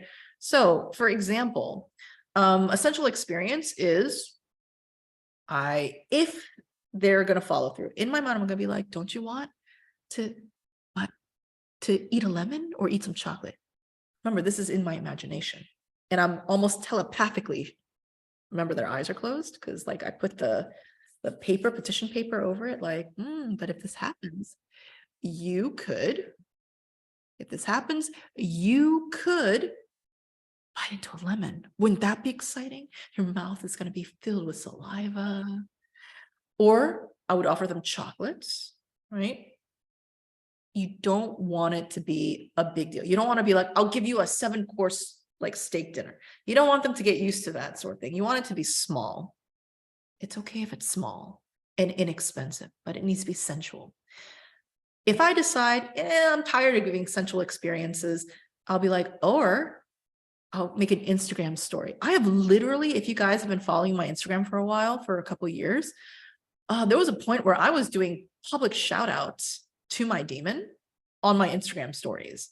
Demons love to be acknowledged. It's almost like, when your boss, maybe you don't get like a gift, or maybe you don't get a pay raise, but your boss in front of an entire company, the CEO is just like, I just want to point out that this person is doing an amazing job. And people clap. It's kind of like that, right? As for personal sacrifice, maybe you can be like, oh, for 2 days, I won't have sex. Or I don't know what it is. Something that you're going to sacrifice briefly for a day or 2. Okay. Nothing big. And again, choose one of these. You don't have to do all of them. Okay. Question is, I eat chocolate all the time, so it's not as special as biting into a lemon. Yeah, whatever you want.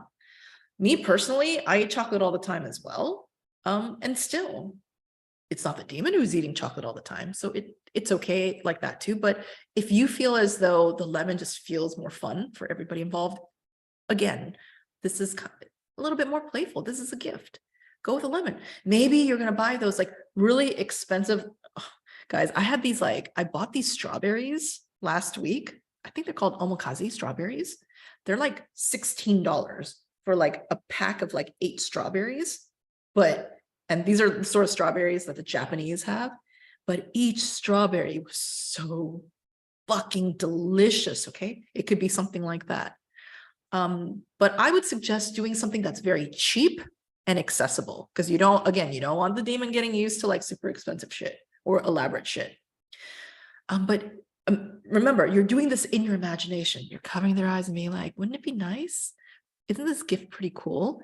You want to basically have them just feel sort of like, yeah, like it's in their imagination. And then you're going to go back to sort of like that happy feeling of like, oh, the police, ignore me, Sunday protest, right? You're just like, oh, this is so great. This is so great.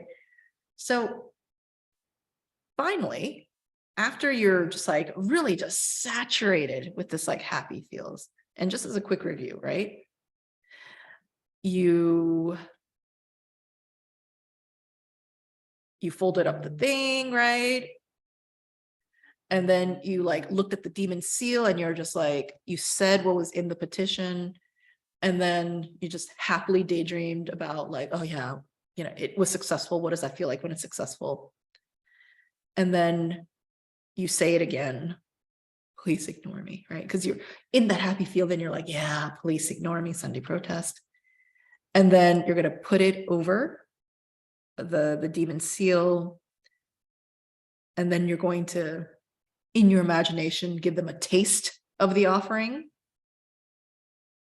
And then you're going to go back to them. Yeah, you know, it was great. The police ignored me. And it's like, it was me and another person. It was just two of us. And the cop didn't even notice me. They only noticed the other person. This thing was just so amazing, right? And once you just conjure up and you're getting back into almost like this, like really excited, like just aroused, like just like, yes, yes, yes. And then you're going to uncover the seal. Okay. And yeah, as you're uncovering it, you're going to glance at it, but you're not going to focus on it too much because basically the petition, the cipher in the seal is now intertwined with the demon seal. So that demon seal right here, all the energy is now in the paper. It's all in the paper now. The paper is now imbued with, remember, the actual petition in cipher, the sentence. Then you wrote the name of the demon in cipher. And now that you've done all this energy from the actual seal itself, it's like it imprinted energetically all over the paper. So at this point, okay, the question is, can you please show the last thing we need to say with the Shem right after evocation? Let me first finish this part and then I'll go over that part, Brittany. So after you take off this paper, then you're gonna burn it. This is where the alchemy is, right? You're gonna take your tongs, you're gonna put that paper tongs, and then you're gonna light it up. And this is why you need the cauldron or you need that fireproof container. You're gonna burn it. This is another reason why you probably want to do this, like, just make sure you don't burn your house down, okay? I think that burning it outside is a good idea, but I mean, just make sure you don't cause a forest fire. Burning it maybe on a stove, good idea, in a sink, in a metal thing. Just make sure there's no like flimsy curtains or anything. And then burn it. You're alchemizing it. You're alchemizing it. And in your mind, as you're watching it burn, you're just like, this is inevitable thanks to this ritual. Because in your mind, you already time traveled. Remember, you time traveled to Monday and you're like reminiscing and amusing yourself and laughing and feeling giddy about how successful, all the details, all the colorful details about the cop told to ignore me. They didn't even like, they didn't even see me. Like they didn't even look at my face. And I was like right there. Oh my God, this is so amazing. All right.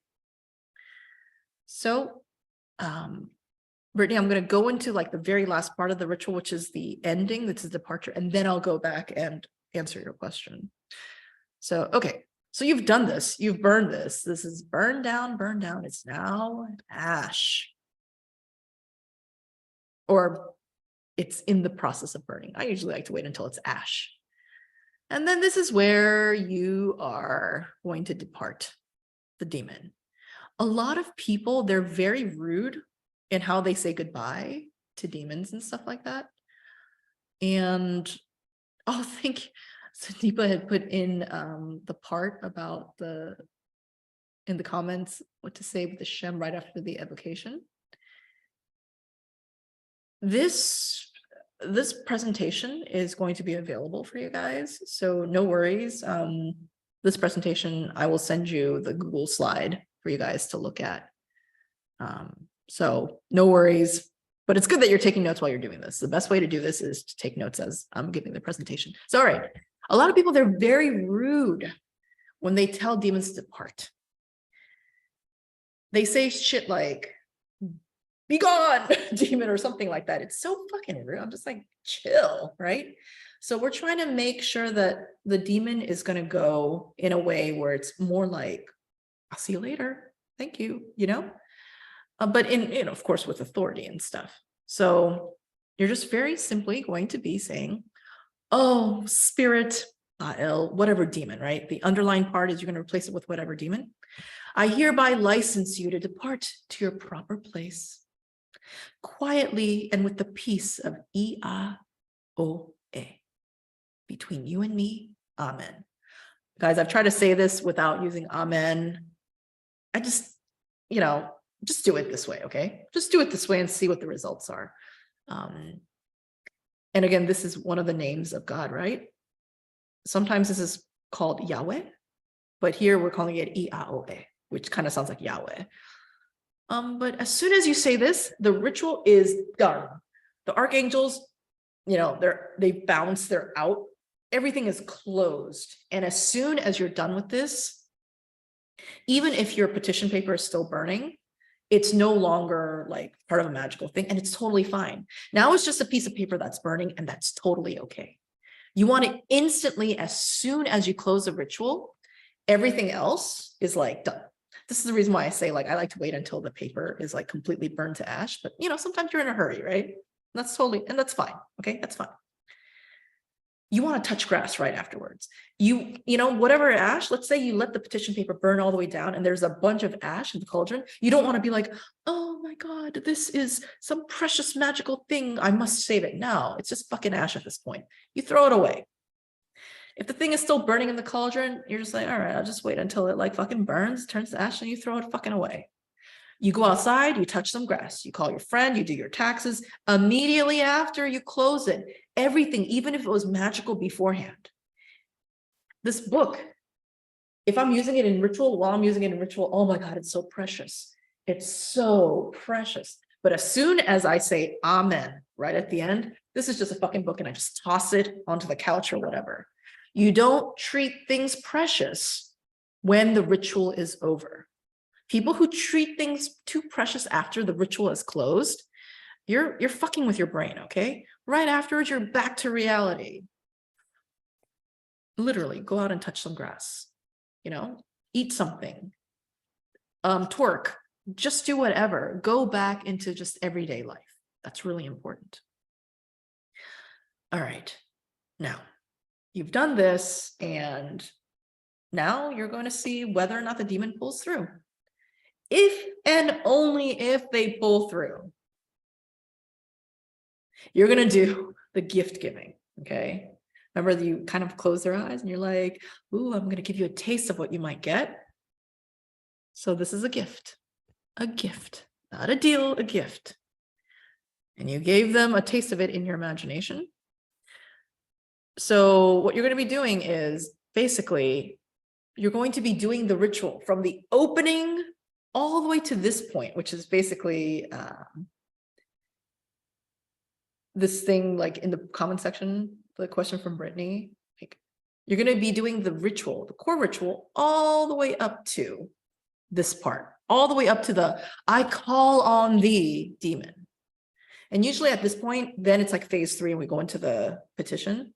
No, we're not going to do the petition. At this point, so it's still going to be a very involved thing, because the opening ritual and the core ritual, phase 1 and phase 2, it's to like get in contact with the demon, right? So you're going to do that, but then after you do this, what you're going to do is you're going to actually offer, like if you said, I'll bite into a lemon, right after you say, I call on the Baal, then you're going to bite into a lemon. That's when you're going to make the Instagram story to like give a shout out to the demon. That's when you're going to start your 2 days of giving up sex as a personal sacrifice.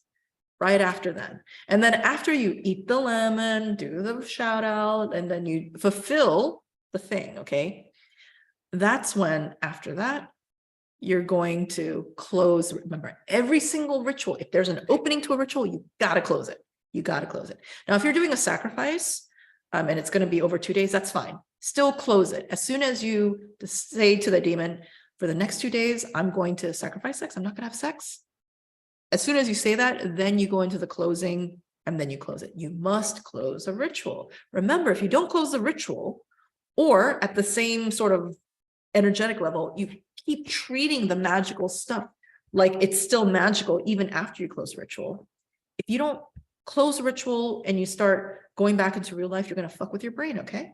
You're going to fuck with your brain. So you got to close the ritual.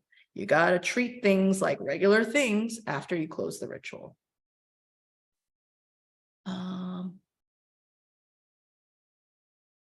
I'd probably go right, I'm reading the comments now. I'd probably go right to bed after the ritual.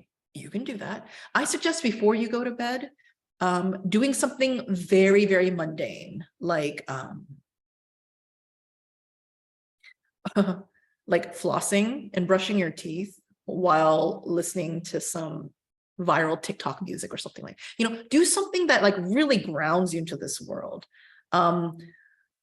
Look at some celebrity gossip, whatever it is, you know what I mean? Just like really ground yourself in this mundane reality, whatever it is, before you go into bed. Because sometimes just going to bed right afterwards, it can be a little bit too heady. You want to ground yourself into the, oh shit, I'm in this regular world.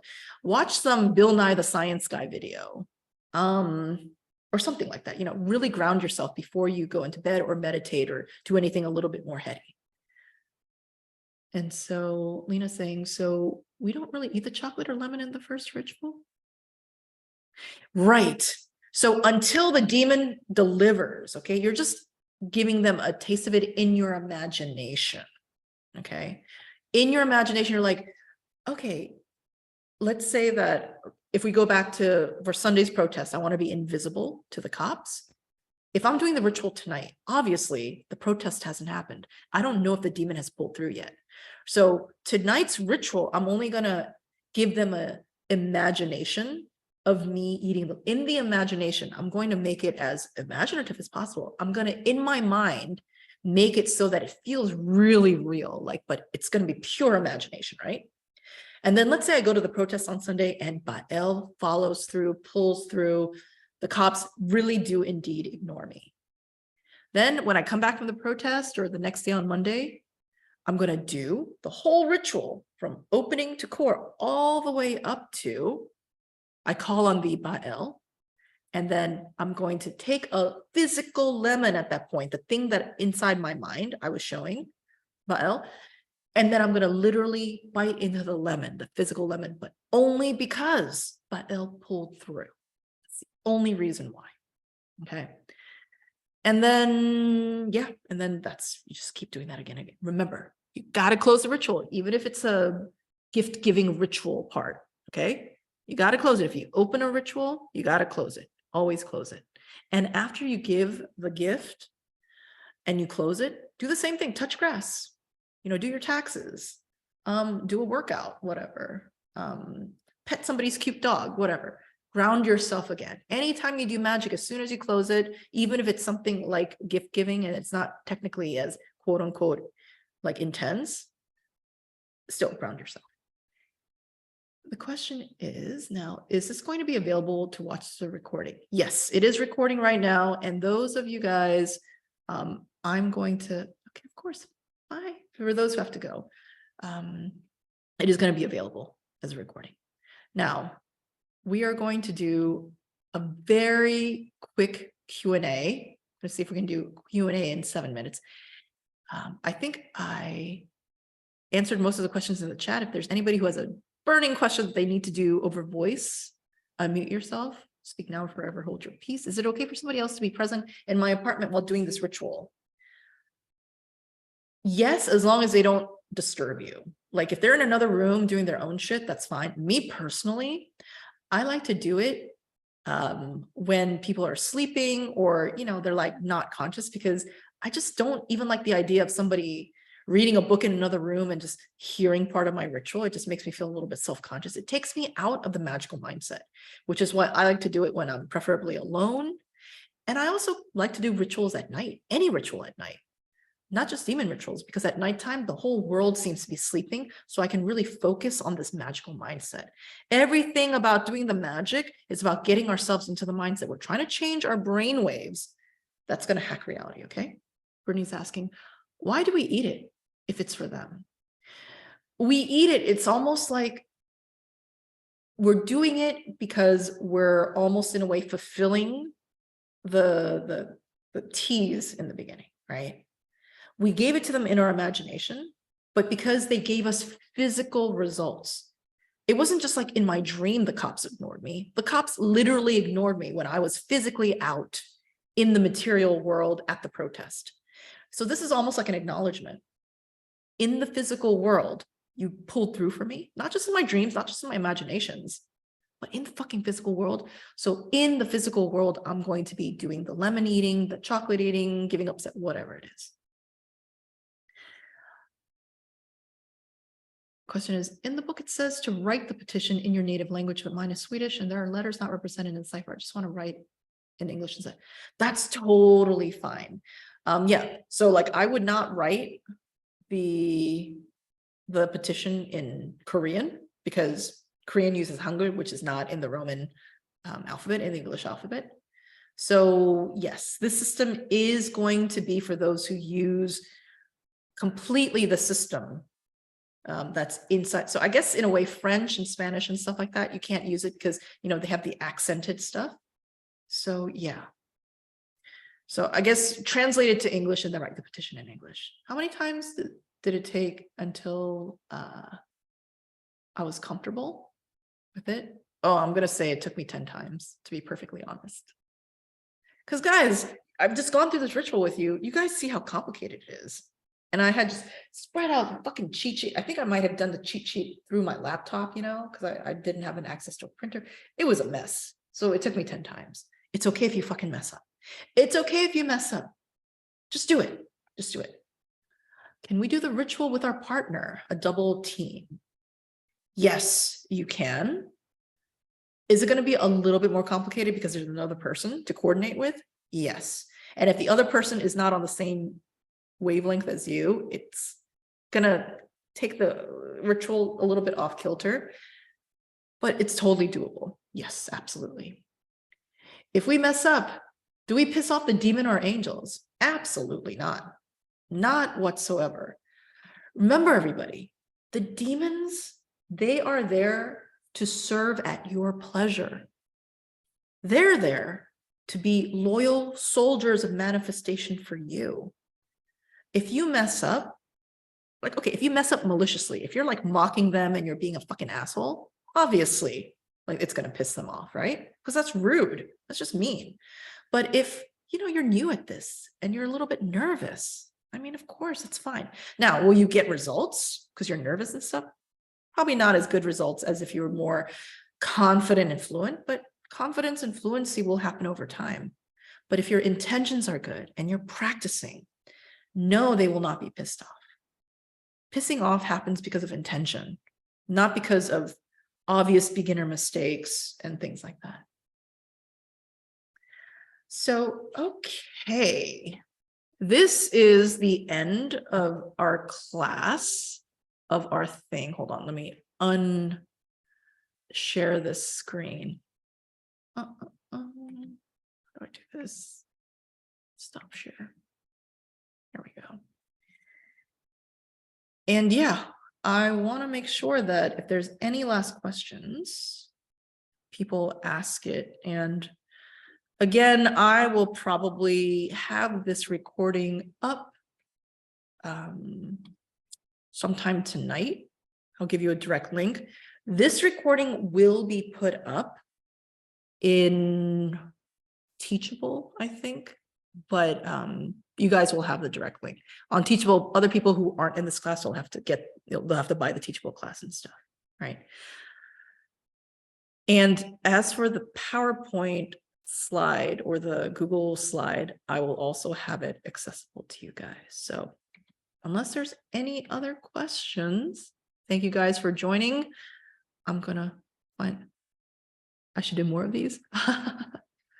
Maybe I should. I really enjoyed putting this together. I really hope that this has been helpful to you. And who knows, I may even consider doing, now that I know that you guys have taken this class, I may even do in a couple of weeks a much more like price point wise, like a cheaper class, obviously. Whereas now that we know the entire like structure of it, maybe we can do a mock ritual without me explaining it, just like us doing it together, just to do a kind of like a dry practice, you know, I don't know, maybe like a $20 class. And we're going to try to do it like together, like in about 30 minutes or so, something like that. I'll think about it. Okay. I'll think about it and see what happens, you know. Ellen says, got up at 4 a.m. in Japan. Oh, thank you so much, guys, for joining me and getting up at 4 a.m. Oh my God. That's amazing. Cheat sheets are inspiring me. Guys, like the cheat sheets, I highly recommend, even though I'm going to be sending you guys my cheat sheet, my presentation, please make it your own. Literally, if you were to take my cheat sheet and handwrite it, just get a notebook, okay? Handwrite it out, okay? All the notes and stuff. While you're rewatching this, write it out, do like quick diagrams and stuff. That is actually going to help you a lot more than just printing out my slides or stuff like that. Printing out the slides is not going to do as much for you as you, in a very messy way, in a fucking raggedy ass notebook, just writing out all the notes and stuff, you know? So yes, notes and stuff is very important. On TikTok, you said you're rude, but actually you're nice and funny. No, I'm actually rude to people who I think deserve rudeness. Everybody in this class, the questions were great. I loved everybody's questions. I love how respectful everybody was of people. And it's the same way that when we're working with demons and angels, okay, if you come with energy of respect, and also you're here to learn, and it's like a respect for not just me, but for the entire class and stuff, I have absolutely no reason to be rude. I have absolutely no reason to be grumpy. So thank you everybody for that. And this is the same energy that you want to bring to the demons. I hope that you'll also notice that the way that I taught this class, I was relaxed, right? I was more relaxed. I was like being me, but I was also speaking with authority. This is the energy. You don't want to be a fucking asshole, okay? You want to be, in a way, like socially aware. You want to treat people with respect. You want to treat demons with respect, and they'll treat you back with respect. You want to speak with authority. You want to come in with an energy that says, I know what I'm fucking doing. I may be new at this. You may be new at this. I may be new at this. I may make some mistakes. Sue me. I'm human, right? But I'm still going to do this. The angels, the demons are going to be totally fine with that, okay? Totally fine with it. So thank you guys for joining. And yeah, I'll talk to you guys in another class or in another setting. Bye, everyone. Bye.